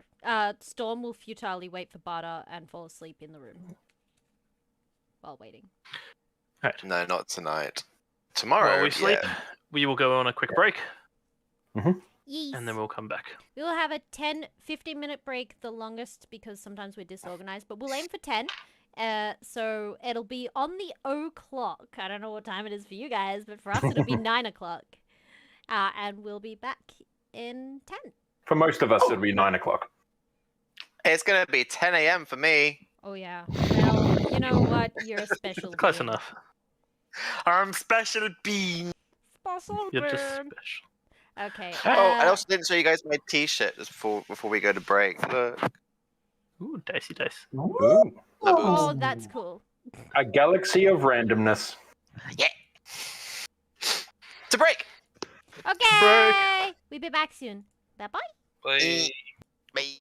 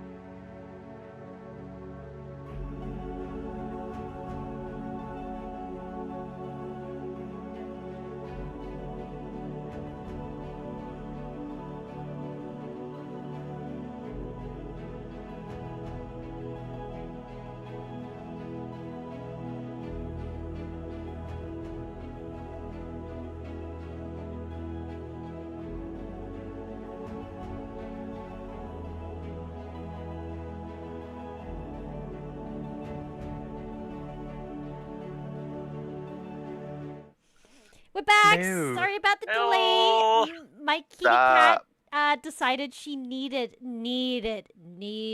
to drink water from the bathtub tap. Just as we were about to go back live again, so we got delayed. And now there's a kitty butt right next to your headphones. Yeah, in the curtains. Other side of the curtains.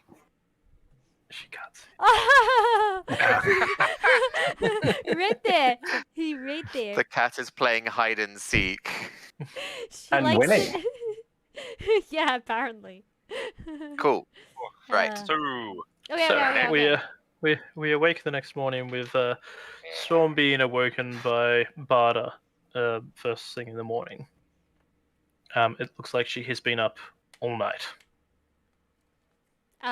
She Storm has blueberry jam. gently on her face. shakes you awake. What? Storm, dear, what are you doing here? Barda! She gives her a big hug. What time is it? It's really late. Why is it so light outside? It is first light in the morning. Did you not sleep? No, we've had some important business to attend to. Oh no. Is everything okay? It should be, yes. Oh. I don't need to be worried about you? No reason to worry about me. I'm more worried about you. I hear you got into a number of different fights and a bit more than you could chew. Okay, only once because the light ran away and I was scared and it was really sore for a while, but I was fine. It was fine. But I got new toys. Look at these. She looks them over. I'm a real Quite cat well crafted now. them. Oh yeah, you want to have a look here? And she takes them off. She'll look them over for a bit before handing them back to you. Very well crafted. Yeah. Yes, you finally gotten yourself some claws. I finally got some claws like the rest in my kin. But I will be careful with them. They're really sharp. I didn't realize the claws were so sharp. Will you lot be staying for long, or are you planning to move on? I don't know. I think we're here for a little bit. I think that Kovek wants to do some stuff with Halas. And I think Thalai wants to fix his armor. But I don't know what Sam wants to do. Very well. Well, for the moment I need sleep. But perhaps in a day or two you can come by and we can go through more detail of everything that's happened. Okay.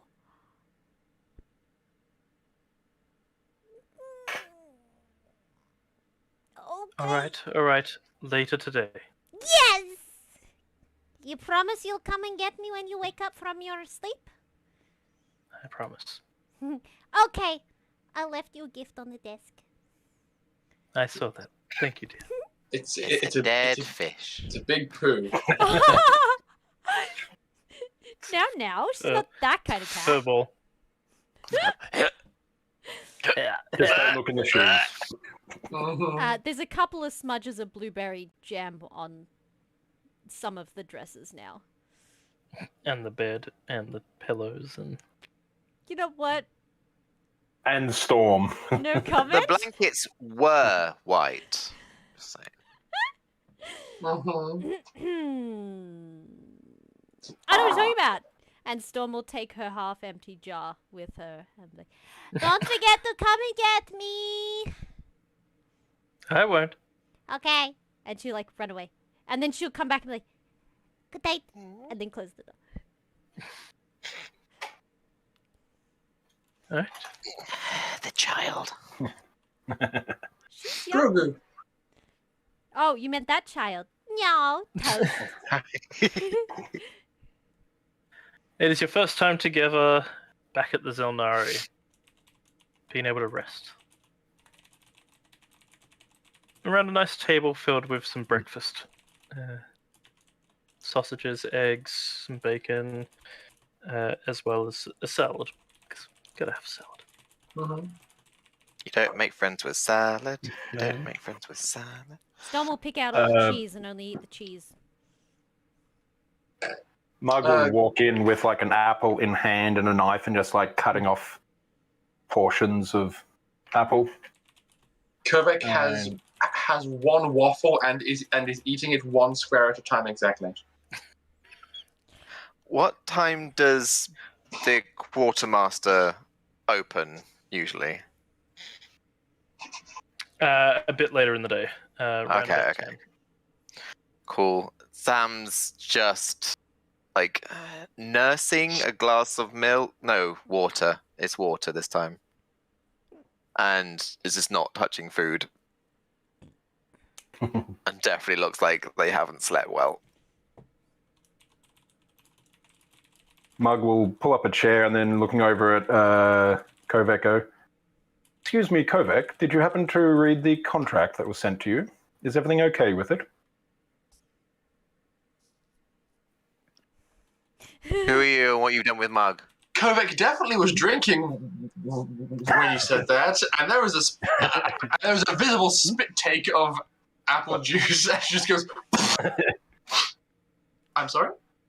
Storm's tongue is Did half you- sticking out of Did you happen to read the contract? Yes, I did. Did it have did the contract teach you some eloquence that was otherwise unknown to you? Oh no, it's tiresome to keep up that act for too long. You seem surprised. Have you not seen acting drama before?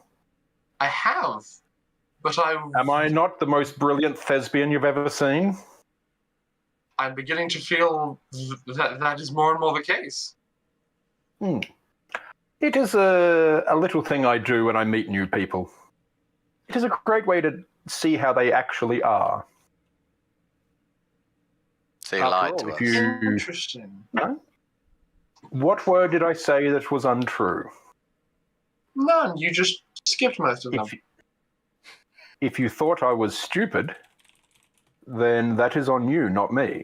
Nothing If you gave thought me. that I was different, then that is on you, not on me. Whoever said you were stupid? You have quite That an is what I was intellect. aiming to portray. You do have quite an intellect. It was your grasp of the common tongue that I was questioning.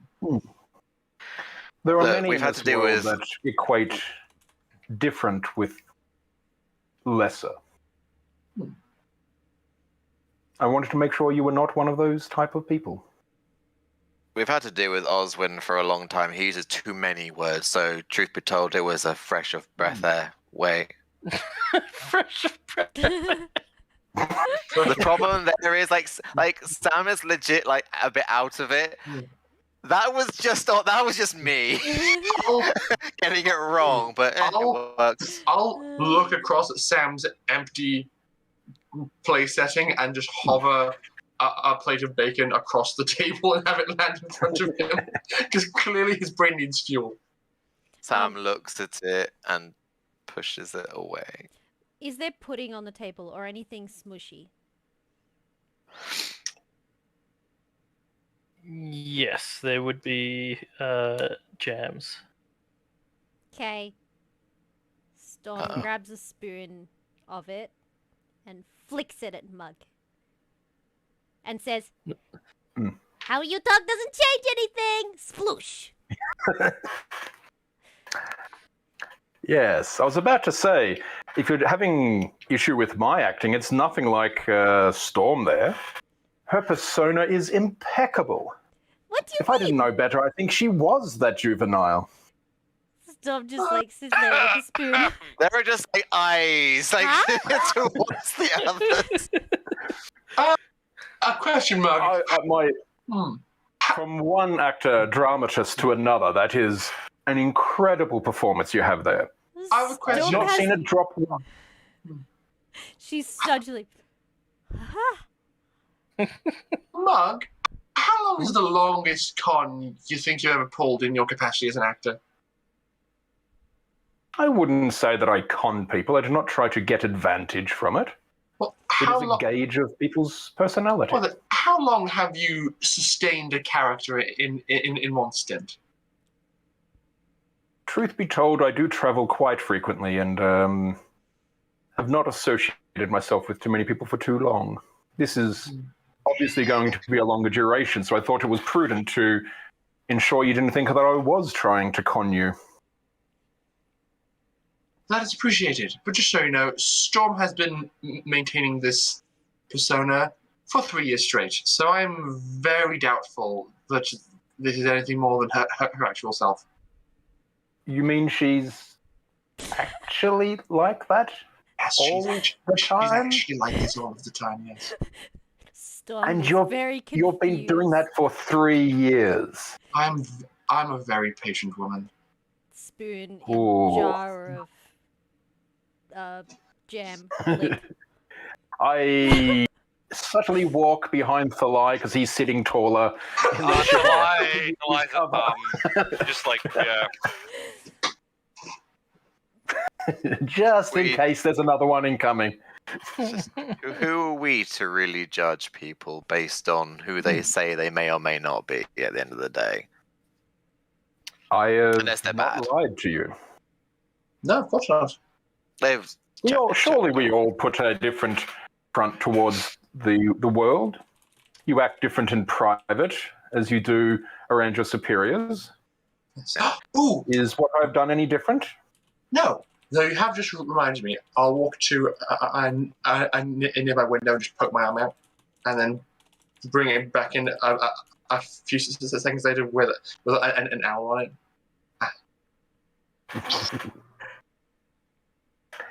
I can do that Oh, too. yes. Holds out his arm and just Mr. Nibble just comes out of the sleeve. Storm is still not sure if she was being insulted or not. Get a higher intelligence and find out. I mean, what? Rude. Her Oh, no. intelligence is average. Thank you. So, how Of all people long? should be the one most likely to know, I'm assuming with sense motive. I have very good Oh. wisdom, so yes, but Clover just looked around the table and regards. Also, Oh, oh. I was going to say. Never mind. Go on. Bring fun. this is a quite useful ability. For people to overestimate one who can assist you is not to be overlooked. So, During the course of the investigation, you need someone who people would not suspect. Mug may be your secret weapon. So you may find yourself dropping in and out of this character depending on whether or not we are in shared company. Yes, around you I am happy to show who I truly am, but around others I would be acting the fool, as is often the case with a bard. Can I do a very small insight check when Mug states Mug can be the person, so to speak, like, that's not his real name. Just want to ascertain if, like, Mug is a character name. That's all. Just quietly. so the puns the customer's been making about your name now have been great. Yes, You've I've been been seeing them. them? Yeah, they are so good. Jealous and smug. Smug the mug. Oh, I've got a great one as a long-term pun that I'm going to bring in, but that's for another day. That's another. I rolled an 11. Probably not giving much of an indication one way or the other. Let's roll a deceit and see how I go. Oh, actually, my deceit was only 8. I rolled badly. No, it's not specifically a separate persona or a separate name or identity. Hydrate, yo. That's fine. I ran out. Yeah, it's just a brief little notice. That's all. Yep.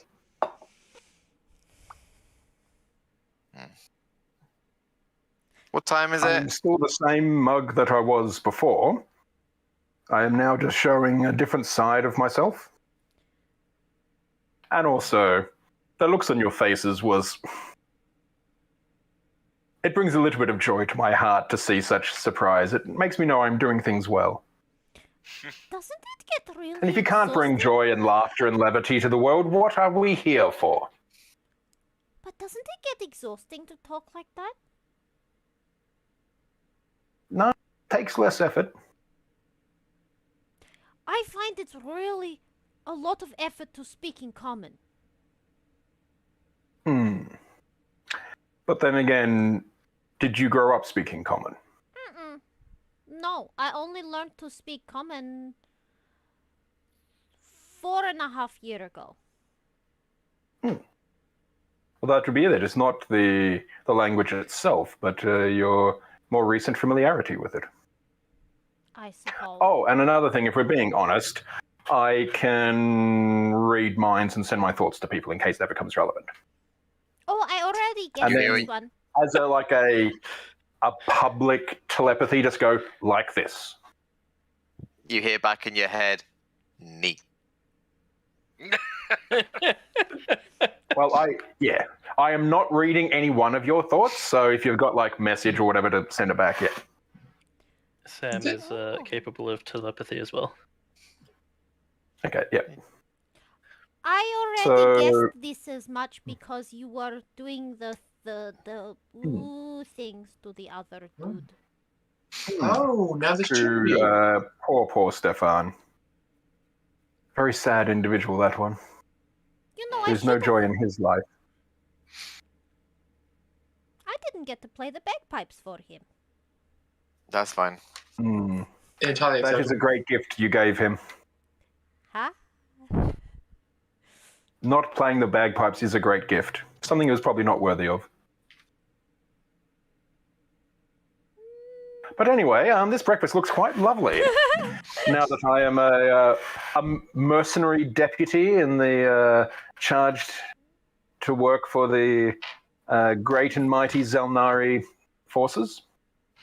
It's Who at about knows? this There might point even be a song about this. that the door opens again, and groggily in comes Thok. Oh, yeah! Up in his eyes. Hey, you lot. How are you doing? You find drink? Why not share drink with Mug? Mug want drink. Yeah, drink sounds good. Oh, I didn't want to get up. You know how long it's been since I've been in a bed like that. It's good stuff you Xel'nari's got here. Oh, well, Mug under contract. No, Thog under contract now too. Yeah. You're Well- stuck with me. I did tell you that the Xel'nari was good and that you would like it here. I know there's a lot of rules. I Well, don't do good with a lot of rules. it's okay. If you want But- to do something, you can ask me if you can do it or not if you're not sure, and I will tell you yes or no. You don't have to Oh. remember rules. You just ask. Yeah, What just have I like done? I was looking at that contract thingy and like there was like 7 pages of rules and like that's a lot. I'm pretty sure. Thog, I'm sorry. They only sent you the abbreviated forms. The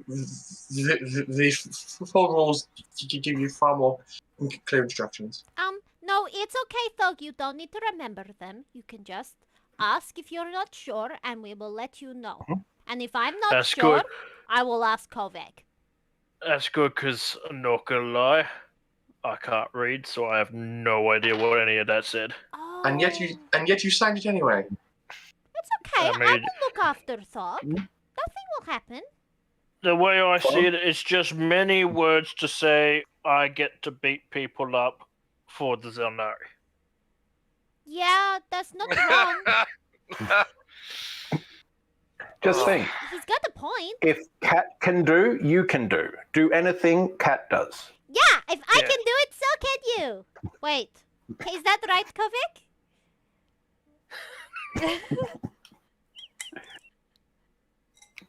You Kovac? get no response. Just this very horrified look that just radiates. What have I done? Well, You've be fine, created we'll a figure it monster. out. with that, I need to work off my debt to at chainmail, so I will Your be busy debt? and probably won't see you Wait, how much I is your have to- debt? until I can basically make a new chainmail. How much is chainmail? Oh, it's better just to make it. Are you sure? You can have my Because coin. no, because see, Brindle will then complain that it's just paying off money, and then they still have to be made, and there's not enough. It's better just to make. Then why tell person if they complain? Just buy. Yeah, we can just buy a new one Other from shop somewhere. in town? Yeah, we can go to the forge or the Well, armory. up until I was able to speak to a person about handling some items. Speaking of which, sorry, Korvek, she did not take any of these gems or this jewelry, and I just passed them back. However, I was able to sell the oboe, I think it was called. So each of you. Oh, sorry, Thog, I didn't take you into account. Ah, damn it. It's okay. We can figure it out. Oh, we're Where putting do you thought get- into this. Take me into account for what? Oh, I sold the oboe 200 gold, and I divided it for 5 of us, but then I forgot you, so now I need to do 6, but then it's just a weird thing. Why? Thog What just wrong charged with his five? normal rate. It's okay. Alright. In that case, then, Storm, Mug, Sam, Kovac, you all get 50 each. How much do we get? 50 gold each. 50. I thought it was 40. It's 200 we got it for. Sorry, 40, you're right. Oh, yeah. How I to am inflate the smart. economy. I am so smart. Oh, look I mean, at if you want to that. give us extra. The most money Thalai has ever held in my life. Mm-hmm. Storm looks at the coin and goes, I don't know what to do with this. And just grabs a handful, about 10 gold, and gives it to Thog. Here, Thog. Well, that's like almost a month's worth. Guess I'm staying on board. So, Okay. where are we going then? And Well, she tips the rest of the I'll- coin into the bottom of her bag. Just watching that pain Sam. So much The money. financial officer. Mm-hmm. So, I don't know how long I'll be, but I'll see you guys when I'm done. Well, And with that, I will leave to head towards the forge. Kovac, what time is it? 8:45. No, 6. Cool. Neat. I'm going to the library. Bye. Right. Mug, you have quite the silver tongue. Would you care to pay a visit to the market on our behalf and see if you can get a good price for these? And we'll slide the jewels and jewelry. Storm, as Sam went, yeah, right, going to the library. Storm went, oh, me too, I'm coming too. And she chases after you. Okay. With like a handful or a platter probably of food in her arms.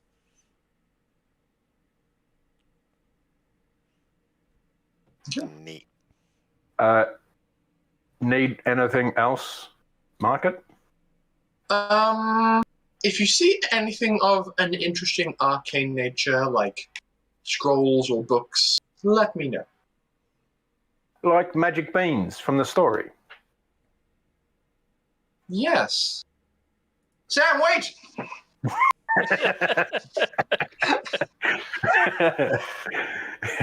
And then it is just Mug and Thog. Thog just looks around. Hmm. So, where are we going? Mug go take gems, sell market, take some money, buy booze, give rest money, group. Oh, so we're not Boring stuff. going on mission yet. No. That's right. Mug have idea. Come with Mug. I was gonna say Thog found some like doing the wrestlings and sword fighting and gonna fight them. Yeah. Mug want maybe find new recruit on first day training Have them fight Thog. Know what real battle is. Oh, Oh my god! That sounds good. Find out who has what makes real Xel'nari. That's what Bog can do. Fog like this. So try and find an instructor and like lump Thog with him. Fold Thog into the Quill lesson plan. For training and evaluation purposes only. Oh, I love it. And then, head off to the market and try and find a buyer of shiny rocks. Okay. So we have Sam and Storm going to the library. I would. With Kovac now running behind. I'm not going to the library, which is probably the biggest surprise. Genuine. I'm going to go and see Halas some more. But after this prompt from Mug, I chase it after Sam and go, Sam. Mug just reminded me. You still have those unusual beans on your person, Yes. don't you? Would you be You willing? still have that cipher that you haven't dealt with yet. What? Remember that? From the guy in the tavern, and there was a thing, and there was a cipher about what was going on in the exports, and we were going to finish translating it, but we haven't, and we seem to have forgotten about it, but you definitely still got it. Remember that? Here you go, have the beans, bye.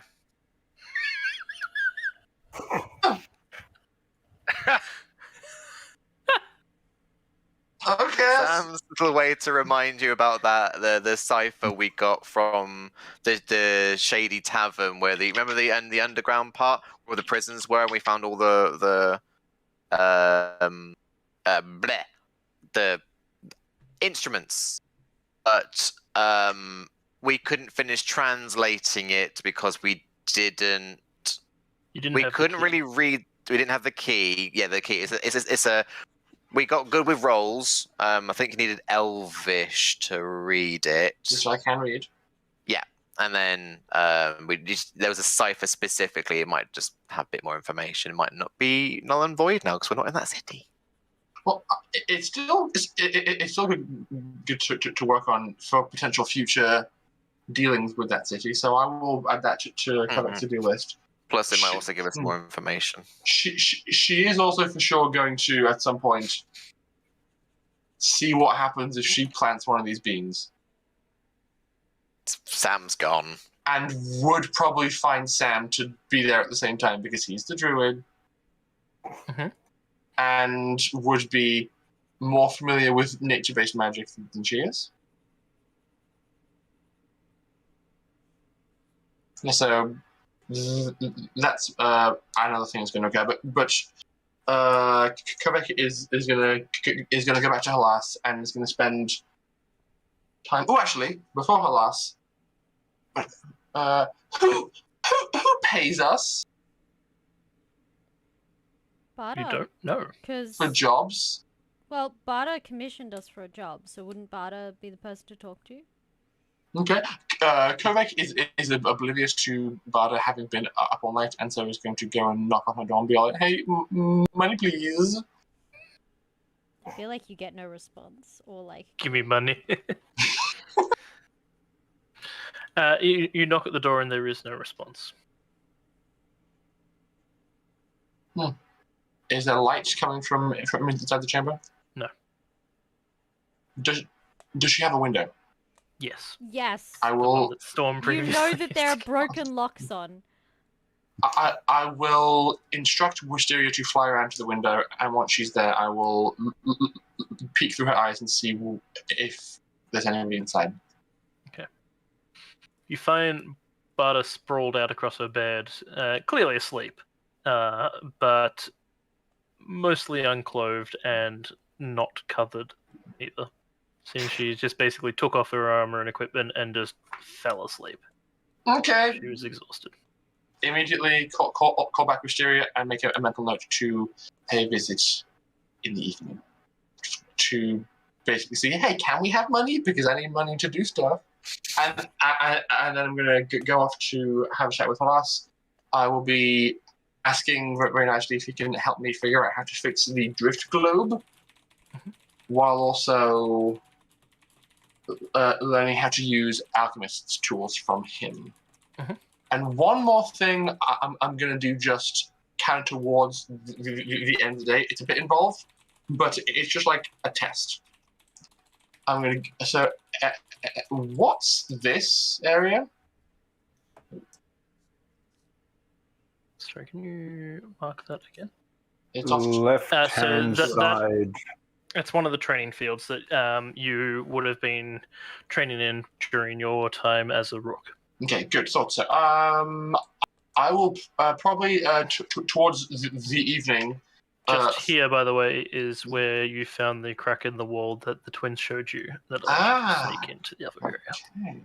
So I will officially this time pass through those gates, and basically once a night I'm going to set up a very simple array of items like a training dummy, a table, some bits of like loose scrap paper, perhaps some chipped ceramics, just a variety of different items, and also small portions of that black powder at varying increments from the center of the training field. And every day she is going to cast one fireball. But every day she is going to change out the damage type that it deals. And her intent is to try and ascertain which of her available damage types, which are fire, cold, acid, lightning, and thunder, will cause the least collateral damage to a room. And so she's creating like room-esque surroundings and setting it off and seeing what's more damage under what circumstances, just so she has a better understanding of applying this in the future. Alrighty. Thalai, you're headed off to the forge. Yep. Alright. You arrive at the forge to find several of the assistants, the forge assistants, currently busy at work crafting armor and swords. So far, you cannot find Gorm. I'll see if there's like an assistant that's not doing anything too strenuous, or like someone I could talk to just to ask about more. And just, if there is one, then I will just go up and it's like, looking for Gorm. Where's Gorm? Gorm? He ain't back yet. Think he's still in the meeting they had last night. What meeting? I know, some meeting of the higher-ups, the exemplars and stuff. Huh. Discussing some matters of the state and all that nonsense. Fair enough. Who's Gorm left in charge while he's not here then? It's just the usual. You come in, do what you gotta do. Yeah, got to make a new chain shirt for Doll. You know what she's like. What did you do with it? Technically, I didn't do it. Yeah, that's what they all say. Well, no, I didn't do it. Somebody was casting heat metal on it, and as I was slowly being burnt to a crisp by it, someone else decided to rip the chain shirt off my body.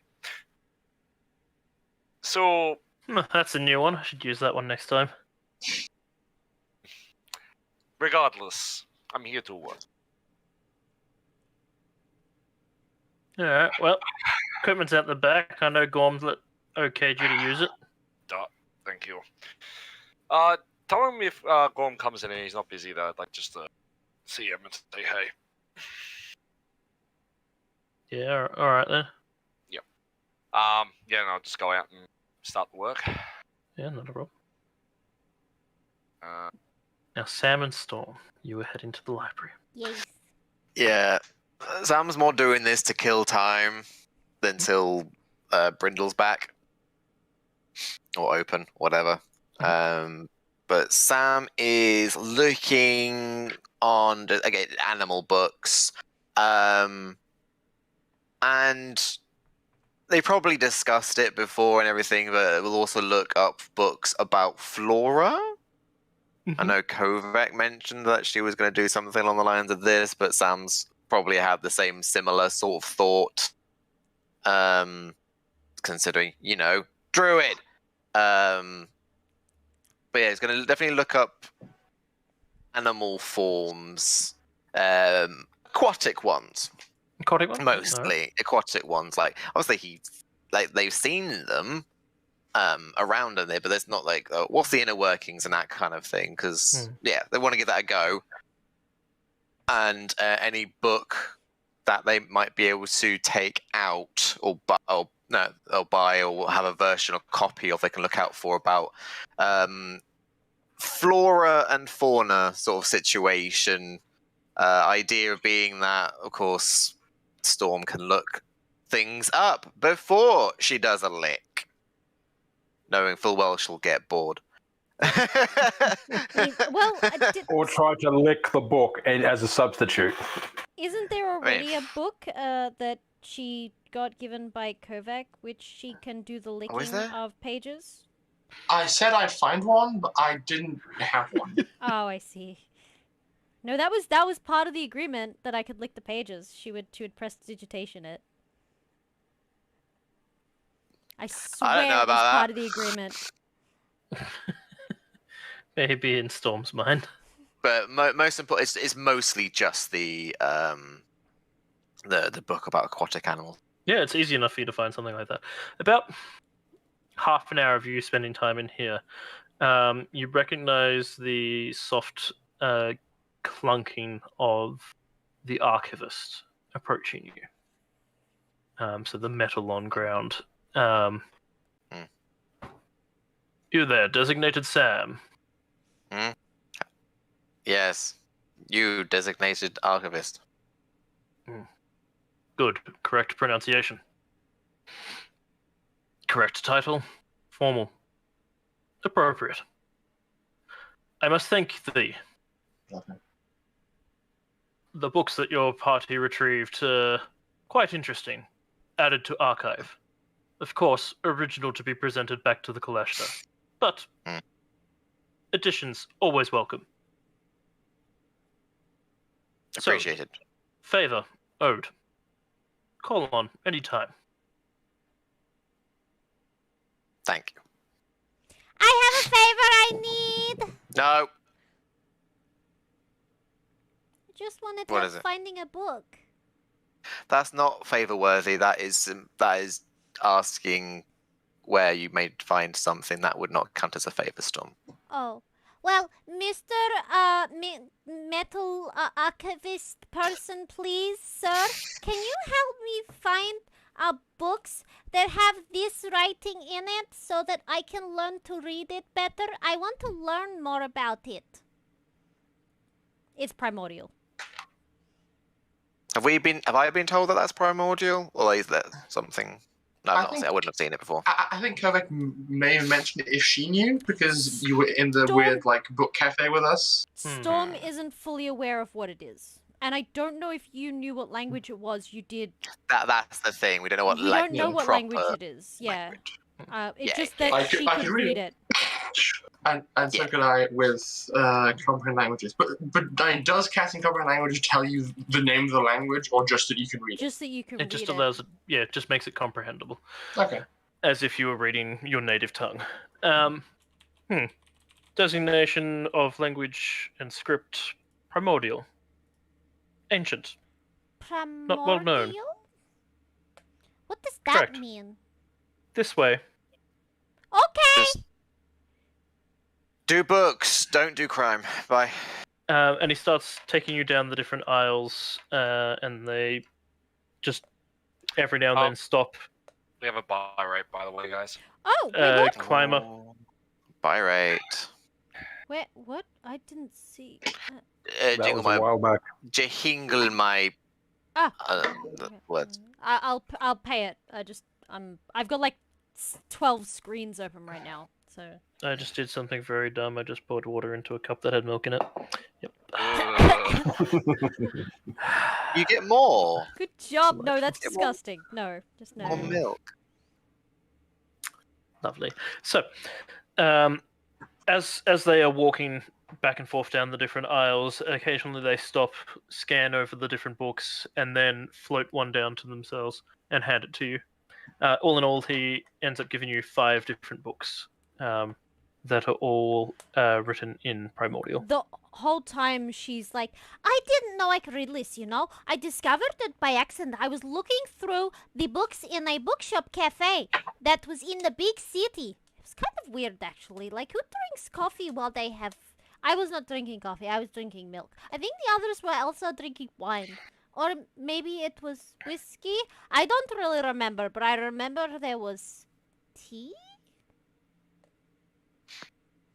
I don't You know, are but anyway, I learned that I could read it. Anomaly. What? What does You this are mean? anomaly. What does this word Mood. mean? You have little information on your race and culture.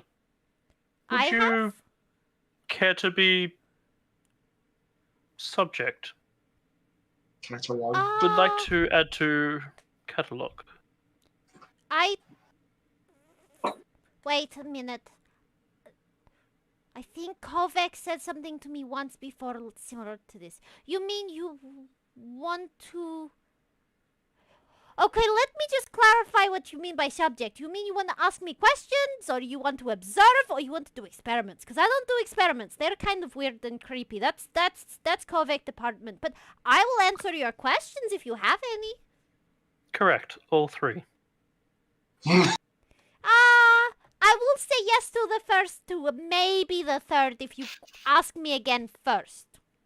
With Adequate. yeah. Okay. Sure. Please allow time for questions. Okay. What time when? Where? Now? You decide. Well, Now is fine. now it's fine. Yeah, I was just going to look through these books and see if I could learn anything about it. Primordial. I didn't That know is I could speak acceptable. that. I will question and observe as you do so. Oh. Okay. You're just going to watch me read books then? Correct. Oh. Must learn habits and interests. Well, I will have you know that I am not a typical Marau, okay? I am a little bit different to the rest of my kind. I don't have claws like they do. I just never Curie. grew them. Please spell. I don't know how to translate into common. Here, I will write it down for you. And she like scribbles down the race of her people obviously in cat. As she refers to it as. Which is just tabaxi basically.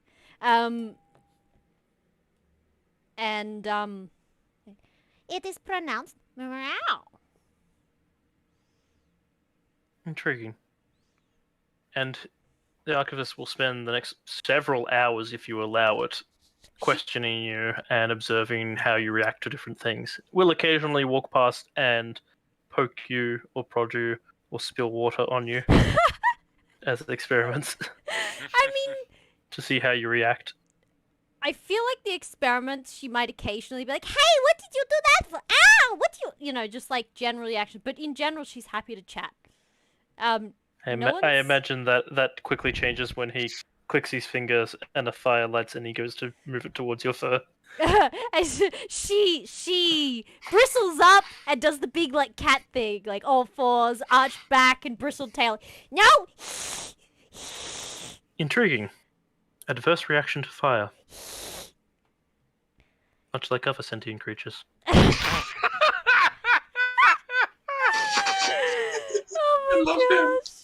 I love him so much. But she will happily answer his questions. I don't think anyone's actually shown this much interest in her kind in the time she's been here. So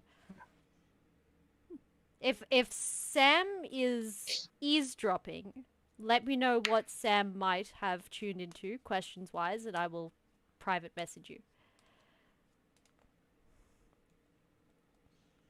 Alright. maybe start a group chat with me, you, and Ash, so that he can clarify anything that I'm not sure of. Mug,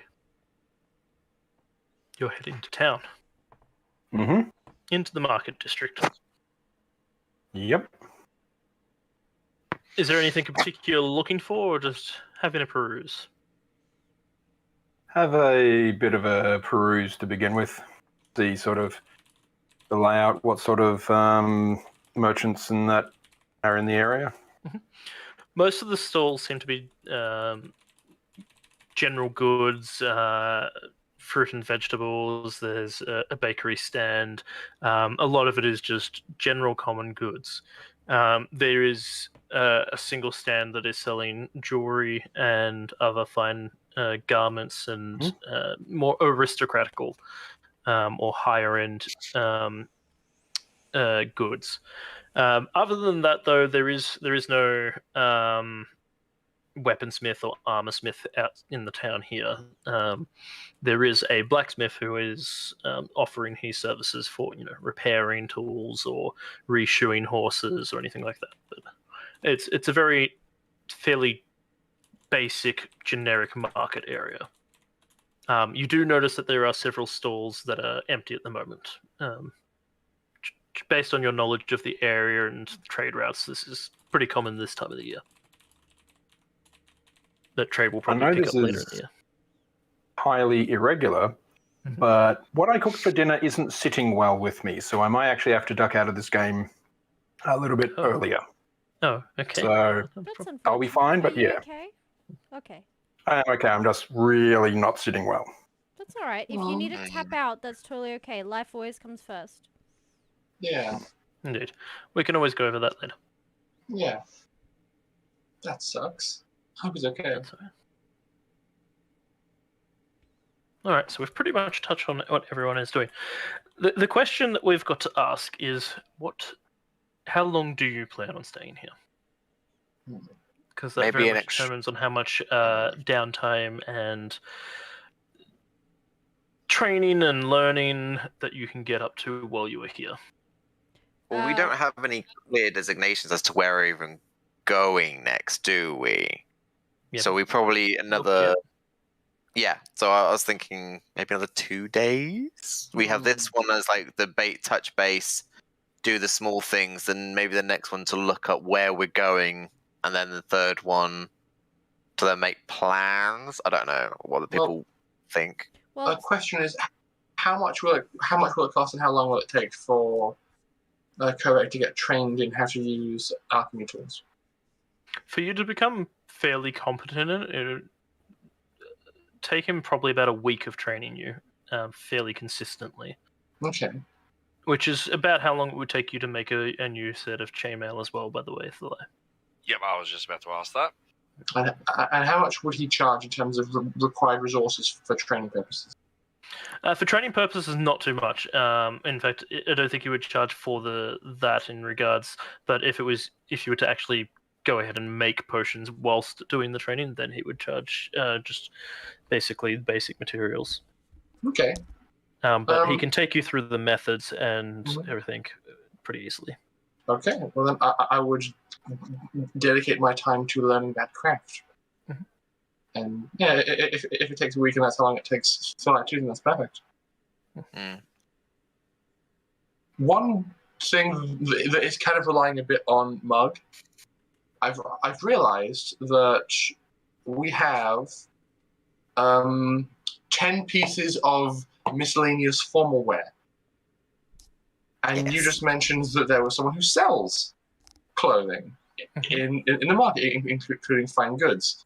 And just to make it so that I could potentially mark off different spells in the old book, as it were.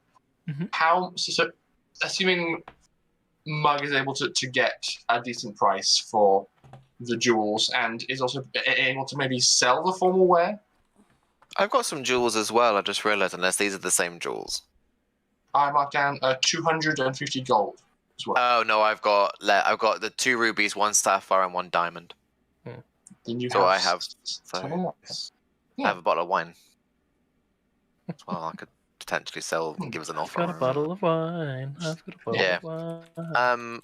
I know that I still want to go talk to Brindle first, and then it might be a very quick impromptu chat with Kovac. Okay. Depending how it goes about it. Well, while we chat, that's fine. Brindle, sorry. Brain, sorry. So, Sorry, you're going to go Brindle. see Brindle. Yep. It's literally, I think after a while, Sam looks through books, but they're not paying much attention to, like, they just want to get to Brindle. They want to get this over with quick. It's the sooner they know, the better sort of situation that they're in. Yeah, you head on in. Brindle is again working away, doing more stock counting. Turns to you and looks at you over. You signing stuff out? You're finally on your way out of here. No, I came with a request, potentially. Apologies. What? Do you have an item, by any chance, that I could borrow? Or know the whereabouts? Scrying orb, if there is such a thing, I don't know. An item that could help me scry on someone. I don't know if it exists. I thought you would be the best person to know. No, we ain't got anything like that here, but you could ask the clerics up at the chapel. I mean, some of the exemplars are capable of it. Cool, thank you. Sure, that the was Grand one. Master's got something. Good point. Does he like wine? Never actually asked. Cool, thank you very much. You have been most helpful this day. Goodbye. That all you wanted? Yes, Wasting my bloody time on that. sure. Now I am more knowledgeable, so I shall let everyone else know that you do not have an item as such, so they shall not bother you with such information. Yeah, I suppose. You just bugger off, alright? Yeah, okay, bye. Sam will leave, and it's just like, I need to talk to Kovac. And we'll go and find Kovac. Okay. She will have mentioned where she was going, and I feel like very quickly after receiving any education from Halas, she is taken to wearing a big, heavy leather apron and goggles and big, thick gloves before she learns anything from this man. Quite smart. So you find her kind of like gingerly holding two different bottles, about to add just a little amount from one to the other. You just hear in your head, Kovac, I need to talk to you. And at your reaction, Hollis says, "Careful, careful! More than just a drop of that. It will explode." I'm well aware. I'm receiving a bit of unprompted mental intrusion. It's not hostile, just startling. When you said about it will explode, Sam just goes outwardly, oh, fuck.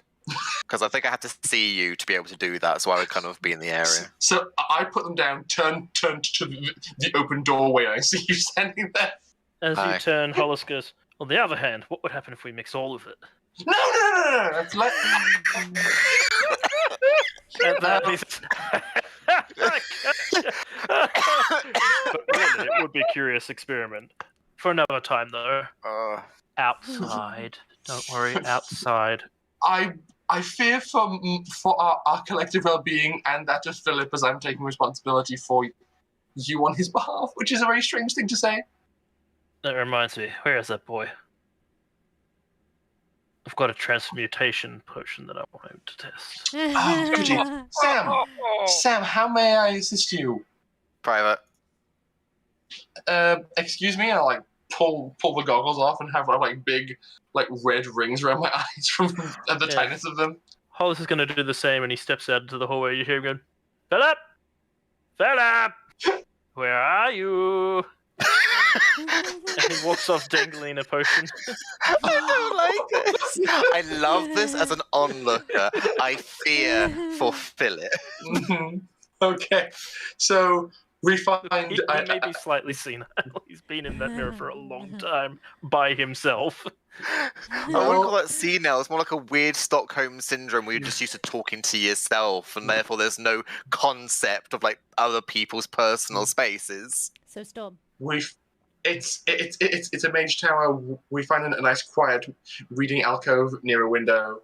I say yes. Okay. Read this.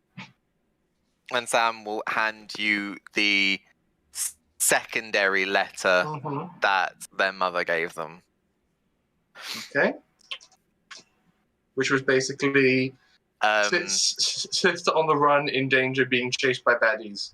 Yeah, mercenaries, don't know what father will do, blah, blah, blah, blah.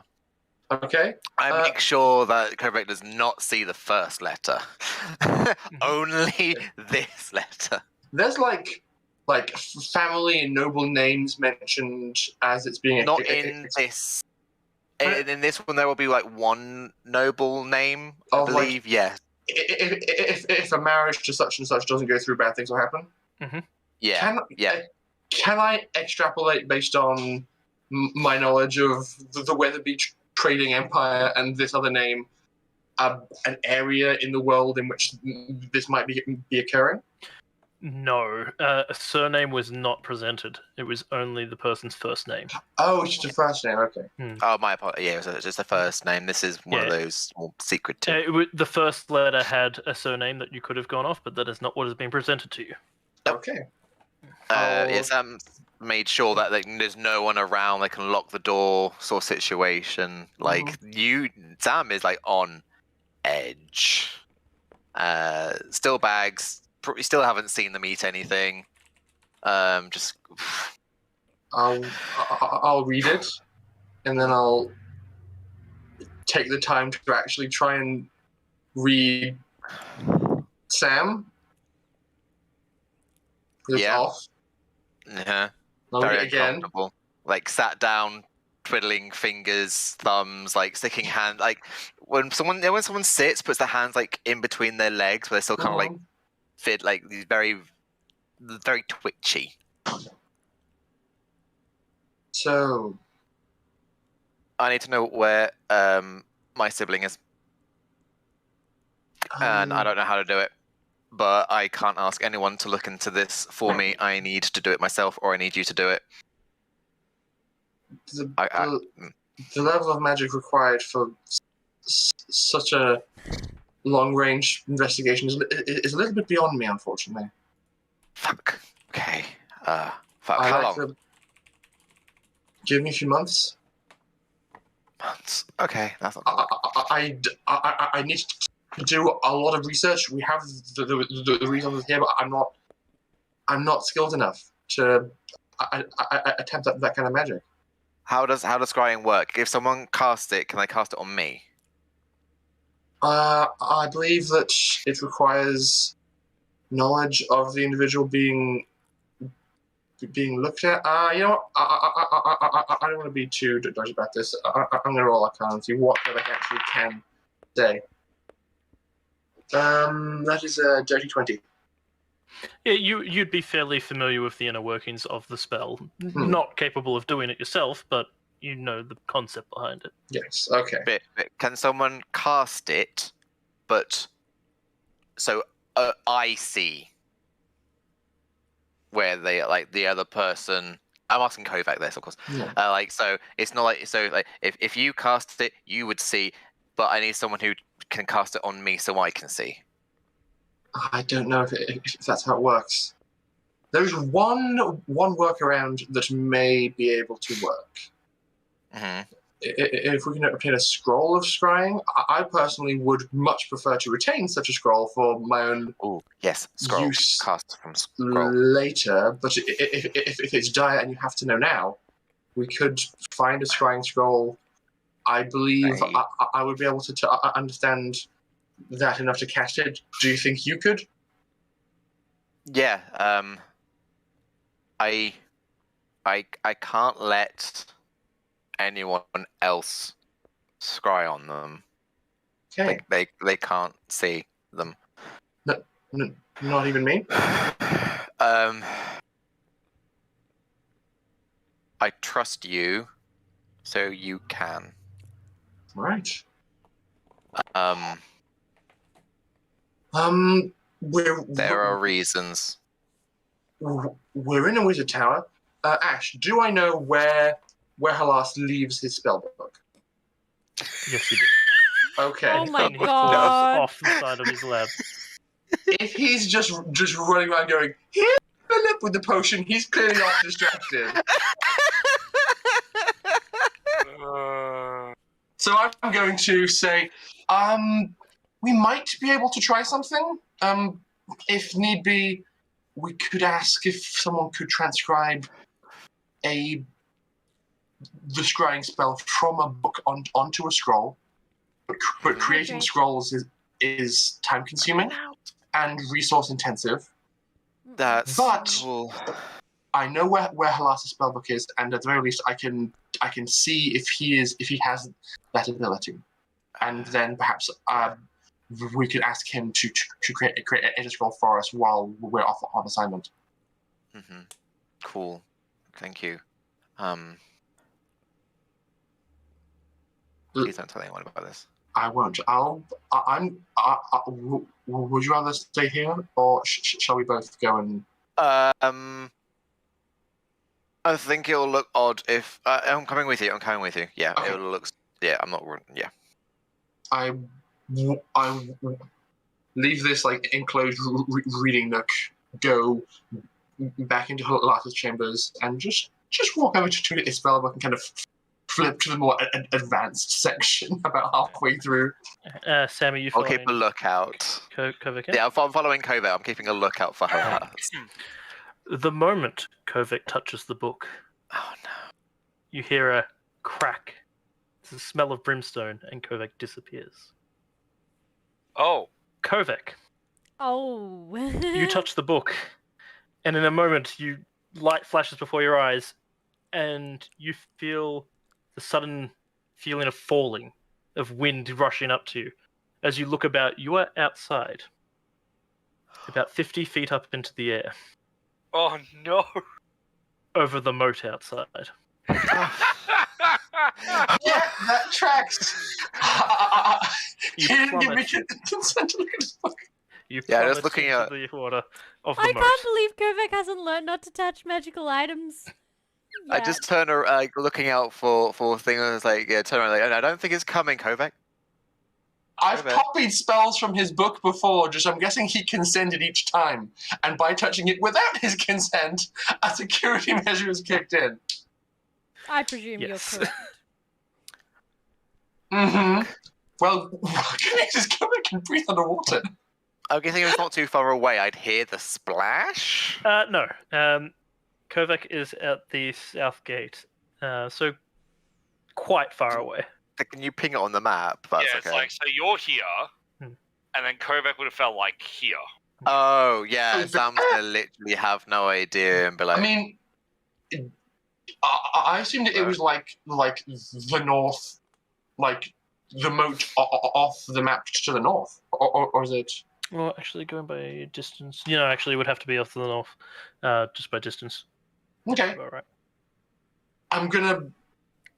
I mean, as of a Darkin, I'm not unfamiliar with how to safely enter water, just because it's kind of it would be explained at some basic level. Just curl up and don't hurt yourself. Because I'll get you aquatic. to make me an athletics check. Oh god. That's an unnatural one. Oh, Unnatural one. Unnatural one. Oh It's a god! 3 with a -2. Oh no. Alright. You take 7 points of bludgeoning damage as you hit the water. And there is a loud splash. Unfortunately, from inside the tower, you still would not be able to hear it. Okay. no, that's fine. Sam, I know exactly what Sam's going to do. Sam is like, Kovac's fucked off. I don't know what's going. Let me grab the book. Like, Sam is not in the right state of mind. I thought I was thinking about this, like, would I actually do it? And the answer is, like, Sam needs the answer. You've gone somewhere. Let's grab the book and find out. So,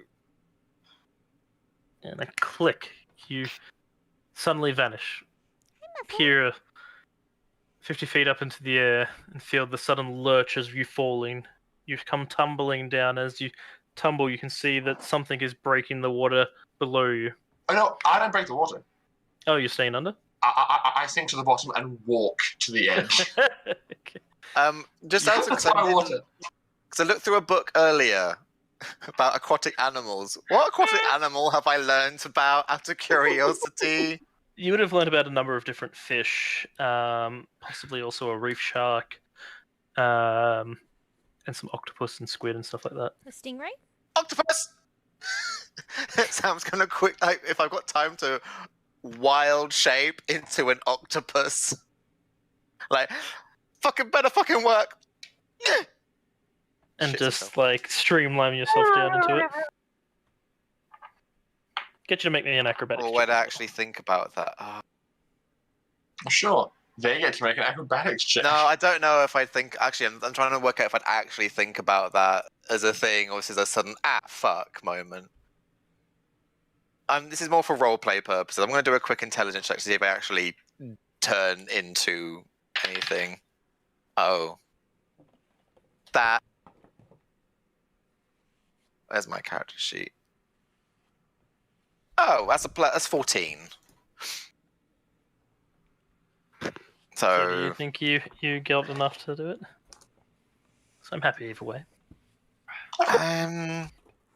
You could. It's very instinctual wild shaping, isn't it it? is, but I'm more like role play. No. Yeah, I mean, that- I feel like it makes sense. It's like pushing someone off a tower and they're Spider-Man.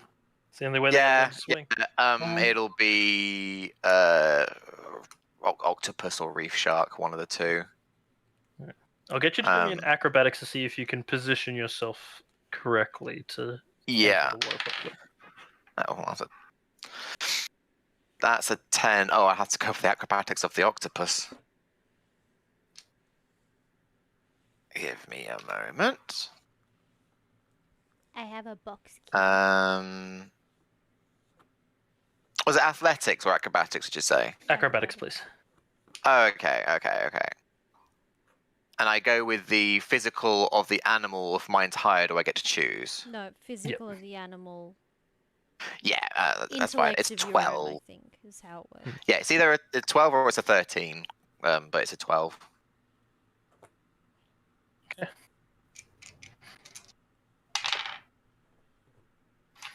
What's the hit points of an octopus? Like 3. All right, you 15. turn into an octopus, but upon hitting the water, you are immediately reverted back to your normal human form, Okay, as that's... you take 6 points of bludgeoning damage. So it just says like, splat octopus and then... As you break the water, you just see me like power walking across the bottom of the moat towards the edge. Do you see Sam? I'd probably like feel the vibration of another person breaching the water, wouldn't I? Yeah, it's not a very deep moat, so yes. So I'll look up. Although it'd be quite Wait. amusing, just splash and it's just Kovac just Sam diving down underneath. It's like I go the face to face. So that Ponyo moment with like the Ponyo coming down and like, huh? Oh. Was it Ponyo or was it Spirited Away? One of them. I'll just give you a wave and keep on walking. Yeah, Sam kind of like flounders and like tries to get up, and you probably see something fall out of Sam's trouser leg, and then they swim back up. Oh, what falls out of your trouser leg?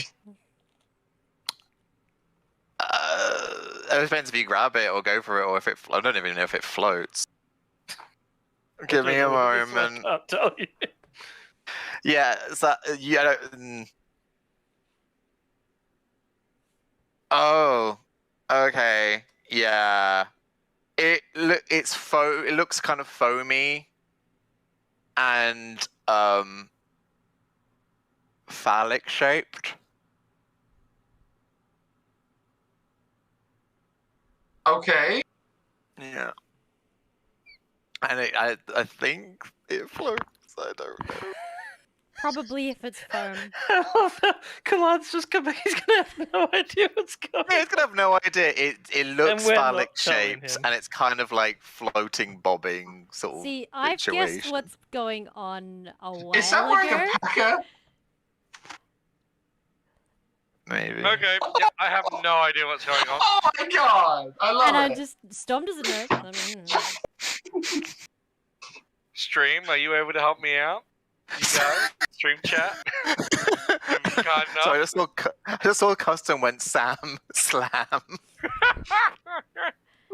Sam swam and and Sam slam. Sam swam. Yeah, Sam will just get to the top of the water, not even noticing. Alright, I'll just have to look it up when it's uploaded on YouTube later. Yeah, It's You immediately. mean Okay. assholes. I'd probably go to these Uh, sorts of things.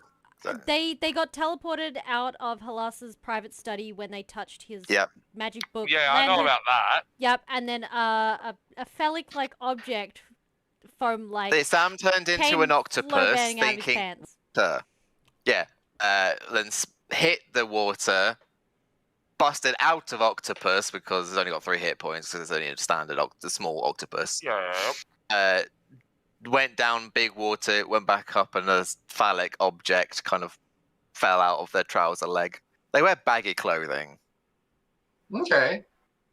and If it's just there. so, Oh, I fucking knew it when you were talking about it after that letter. Fucking knew it. Yeah, Sam will probably get out of the water, swim out, hasn't noticed, so it's still probably there. okay, so if I'm on the bottom and I'm looking up and I'm seeing it float on the water, and you swim away without your belongings, I'm just gonna look up and telekinetically compel it to follow you to the edge of the water as I'm walking along the bottom. Just because you've dropped something, and clearly you want your possession back, so I'm gonna make it to go back to you, and then I'm As just it gets- imagining if you're on the other side of the lake, you see this halfling swimming through the water after dropping out of the sky, being and then being phallic chased by a object penis. is just tracking it through the water. Yeah. Custom zoned out at the critical moment. Rude. We're learning today. Alice, I think you know what your next piece of artwork is. Oh, my brain just thinks it's going to look like a weird turd following. Wait, how do I even yes. art that? What do I even art? Okay, so you get to the edge. Kovac breaches the water like the least glamorous Bond girl, just like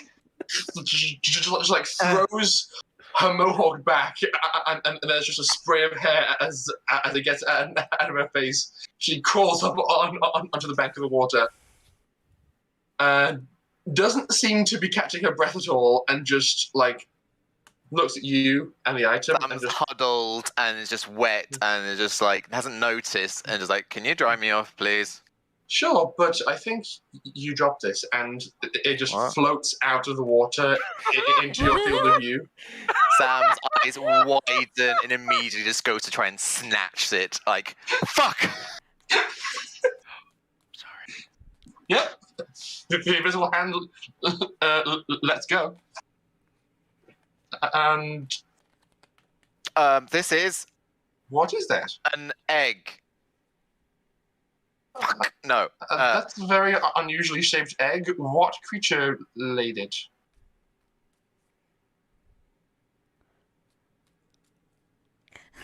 Can we pretend this never happened? Certainly. Okay. I start to just drive. Sam's hood will actually fall Really, like- backwards off, revealing like the short shorn hair, and it's just like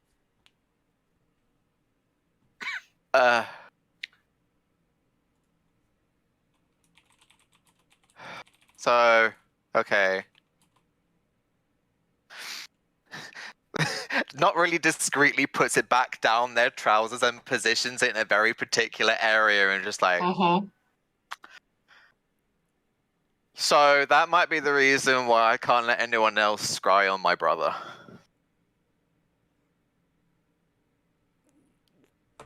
Yes! Oh, oh. I totally knew. I mean, Storm doesn't know, so I mean, couldn't say anything. But I totally guessed this ages ago. Oh God. So you're both named Sam, if I recall correctly. Yes. I'm Samantha, he's Samuel. Right. We all have secrets, yo. Indeed, we do.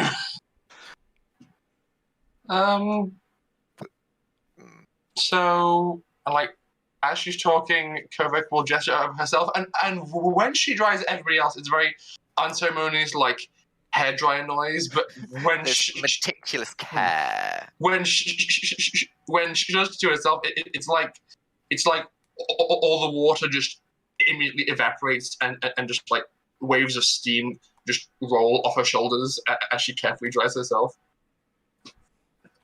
And says, so, your parents believe that they are chasing you. Yep. You And must they think he's here. You must look very much alike. Your parents came and visited you. Yeah. You really think my dad pays that much attention? Oh dear. I imagine your mother is aware? I mean, don't know, but oh, I don't know. I don't mind if she knows. No, she should, but no. Okay, look, we've got a very big, weird family dynamic, and by that I mean it's bad and it's terrible and there's trauma, obviously.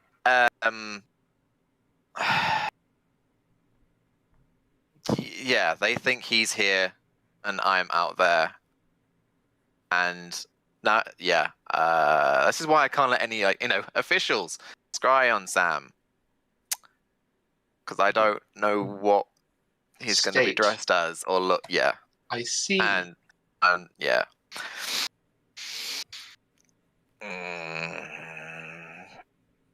Well, I will continue to keep this secret between us. Thank you.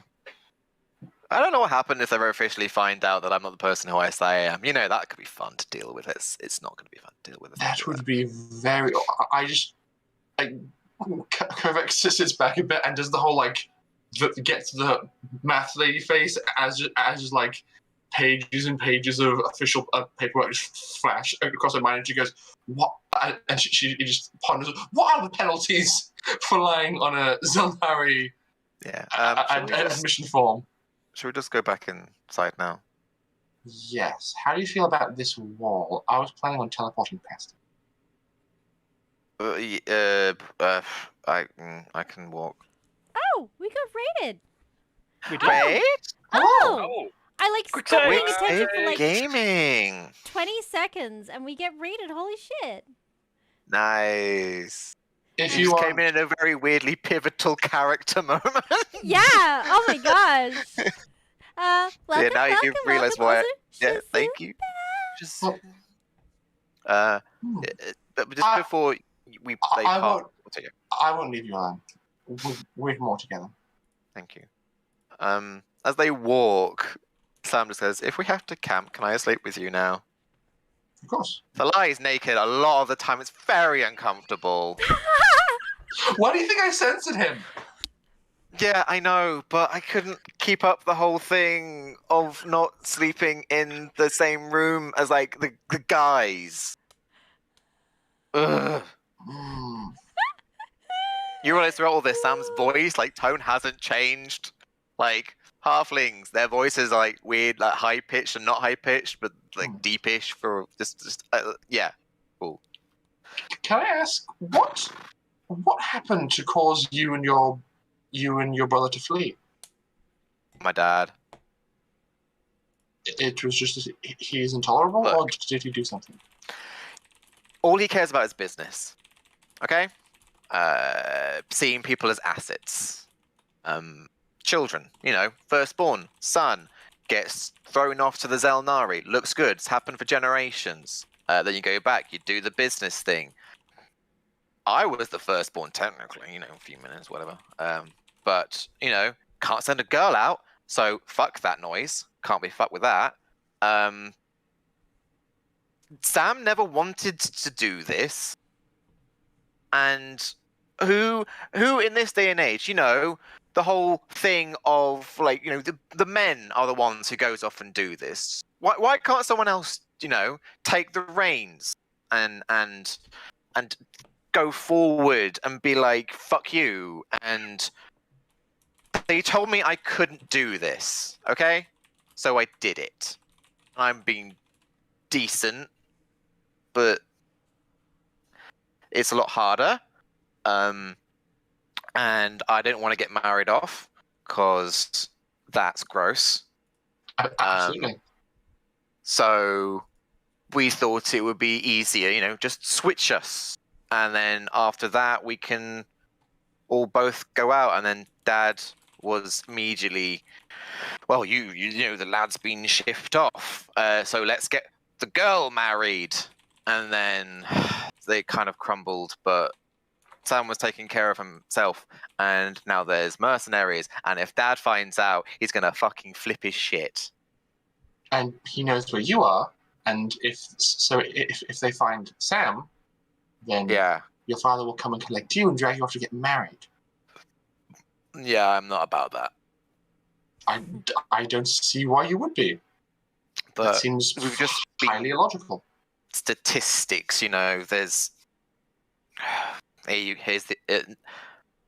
Wait, I was in water. The letter. Oh, fuck! Checks, for the letter that they're...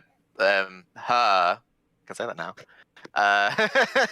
Mother wrote, and we'll check it, because it was in their pocket. Is it dry with prestidigitation? How is it?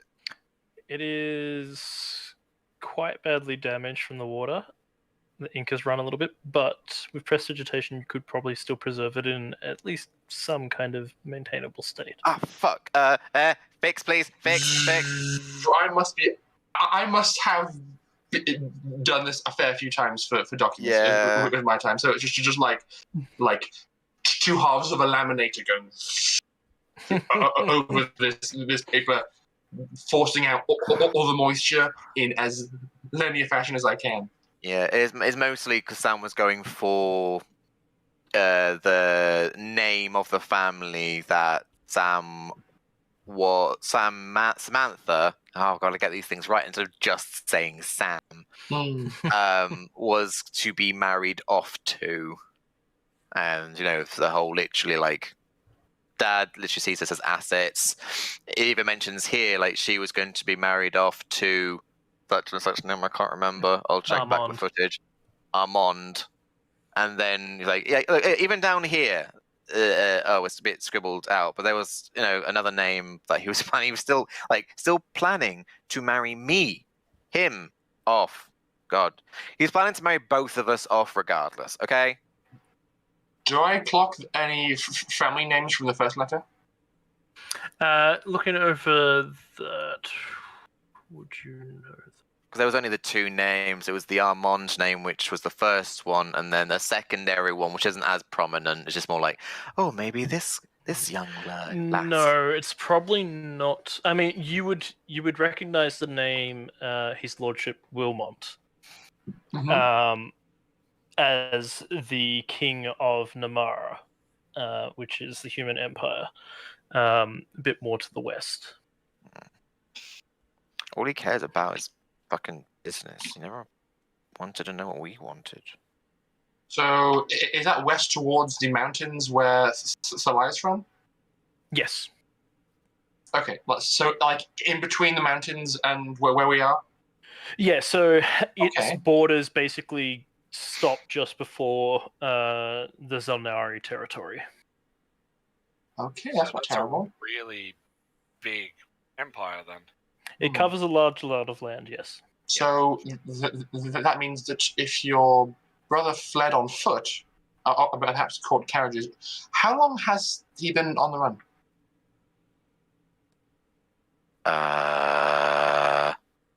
Yes.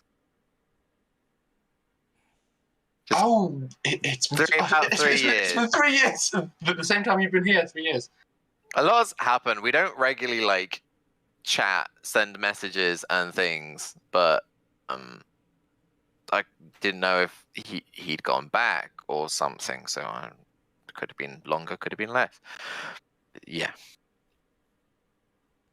Well, once we get back inside, and don't tell her last we touched his book. Don't tell who we did what now? Correct. Perhaps we can have a more sensible conversation with someone more qualified than us. Or someone who is not a part of the Xel'nari would be good. It's expensive to make scrolls. I think even if we ask Kalas nicely to make a scroll, it would be too expensive. We can't afford it, and he wouldn't be prepared to foot the bill. We'll deal when we have to deal. Okay. Okay. Cool. But we'll be on the lookout for means of magical scrying, and for your brother. My sister. Yes, for your sister. But yeah, now you realize why I like wearing baggy clothing. I mean, it's cool. Yes. Ow. Indeed. I've often preferred the more form-fitting items. It's more efficient. All right, let's walk. Yes. As they go, after a little while, Sam's just like, the next time we can talk about your trauma. Da, da, da, da, da. And I just walk back in. I would really rather not.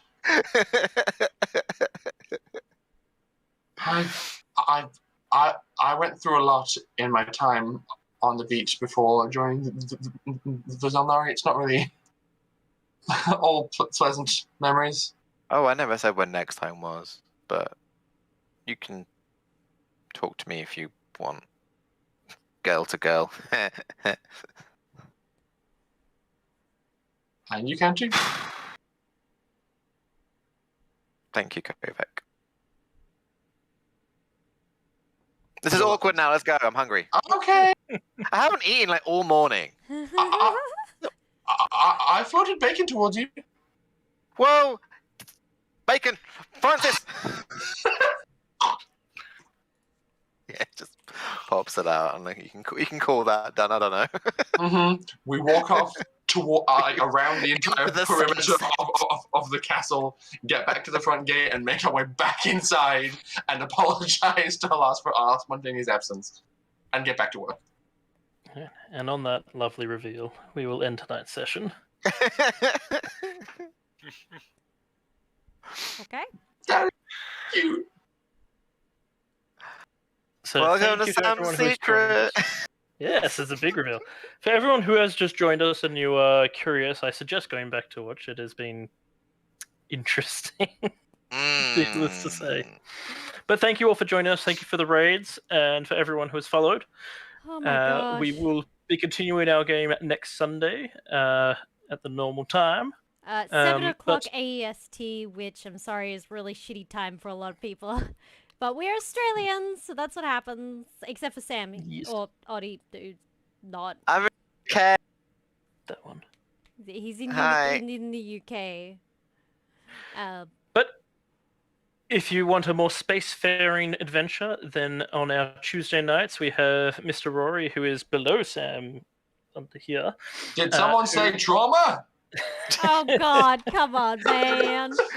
Who runs our Stars Without Number spacefaring campaign, the Gloved Molotov, Yes. where we play that every Tuesday night. Same time, 7 And- p.m. AST, unless we're disorganized, in which case, you're a bit fuzzy on the line there. And they're in some downtime as well. Just it's taking a while. because you guys are very thorough and I love it. Yeah, Yep. look, can I just say I had nightmares about bee people last night, okay? I did! I genuinely had nightmares about bee people I'm so last night. I was so Wow. stressed. Like, oh my gosh. And I didn't make the connection until later on. And like, oh boy. Anyway, So, they were terrifying in my Wow. dreams. long story short, Alice's character's mother has been cohabitating with a primitive alien race of bumblebee people I love them. called the Zaza, and she had like cyberware, well, to be able to talk with them more effectively because they talk with like sign language and like antenna and mandibles and stuff. But she got in a really bad accident, and now basically she is inside a robotic Zaza suit that's keeping her alive.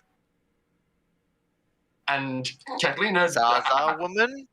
and Like Ant-Man, but bees. yeah, and Catalina at the end of that session finally found her.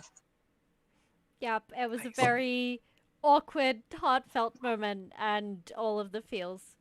Oh boy. Hug Robo Mother. She will make you better. I mean, like, look, technically Catalina is not that much different, except instead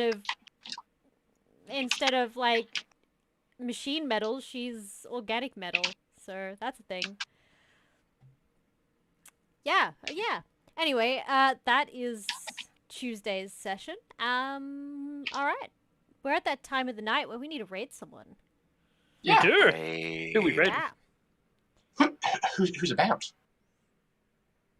Let's see. We have Redonkulus, I believe. Yeah, we haven't raided them Yes. in a while. Playing and Dungeons and Dragons. We also have participation award playing Dungeons and Dragons too. Ah. I love their names so much. Oh, I see. On my one, it says Captain Robear comes up, who's playing Dungeons and Dragons. I don't know if they're someone you've done before. No. The Stormy Dragon Tavern viewers also watch. Ooh. I'm just going through my list of randomly followed people. I have a few artists and a couple of Aussie streamers, but yeah, they're the only two D&D ones. So if we want to keep going with the D&D theme tonight, D&D. D&D, D&D Beyond. With D&D Beyond, it's never been easier. Buy it now. now we're not sponsored by any of the things, and also We could be. well, we do called pay for D&D D&D Beyond, and we do use it quite thoroughly. So shush, you're not Sam Regal. You got your hat, you got your and you got your invisible. Oh boy. Okay. I'm just waiting for the cease and desist. Oh god, we're gonna get in so much trouble one day. Oh, Yes, we jeez. are. Alright, so who are we raiding? I need a name to put in here, guys. The first one, I guess. First one. Redonkulus. Ridiculous. Yeah. Alright, I have spoken. let's give them some LOVE. Alright, guys, show them some love. Make sure you refresh the stream to make sure that they actually get the viewers. And we'll catch you next time, hopefully. Thanks for hanging out with us. Toodaloo, folks. Bye guys. Bye. Bye-bye.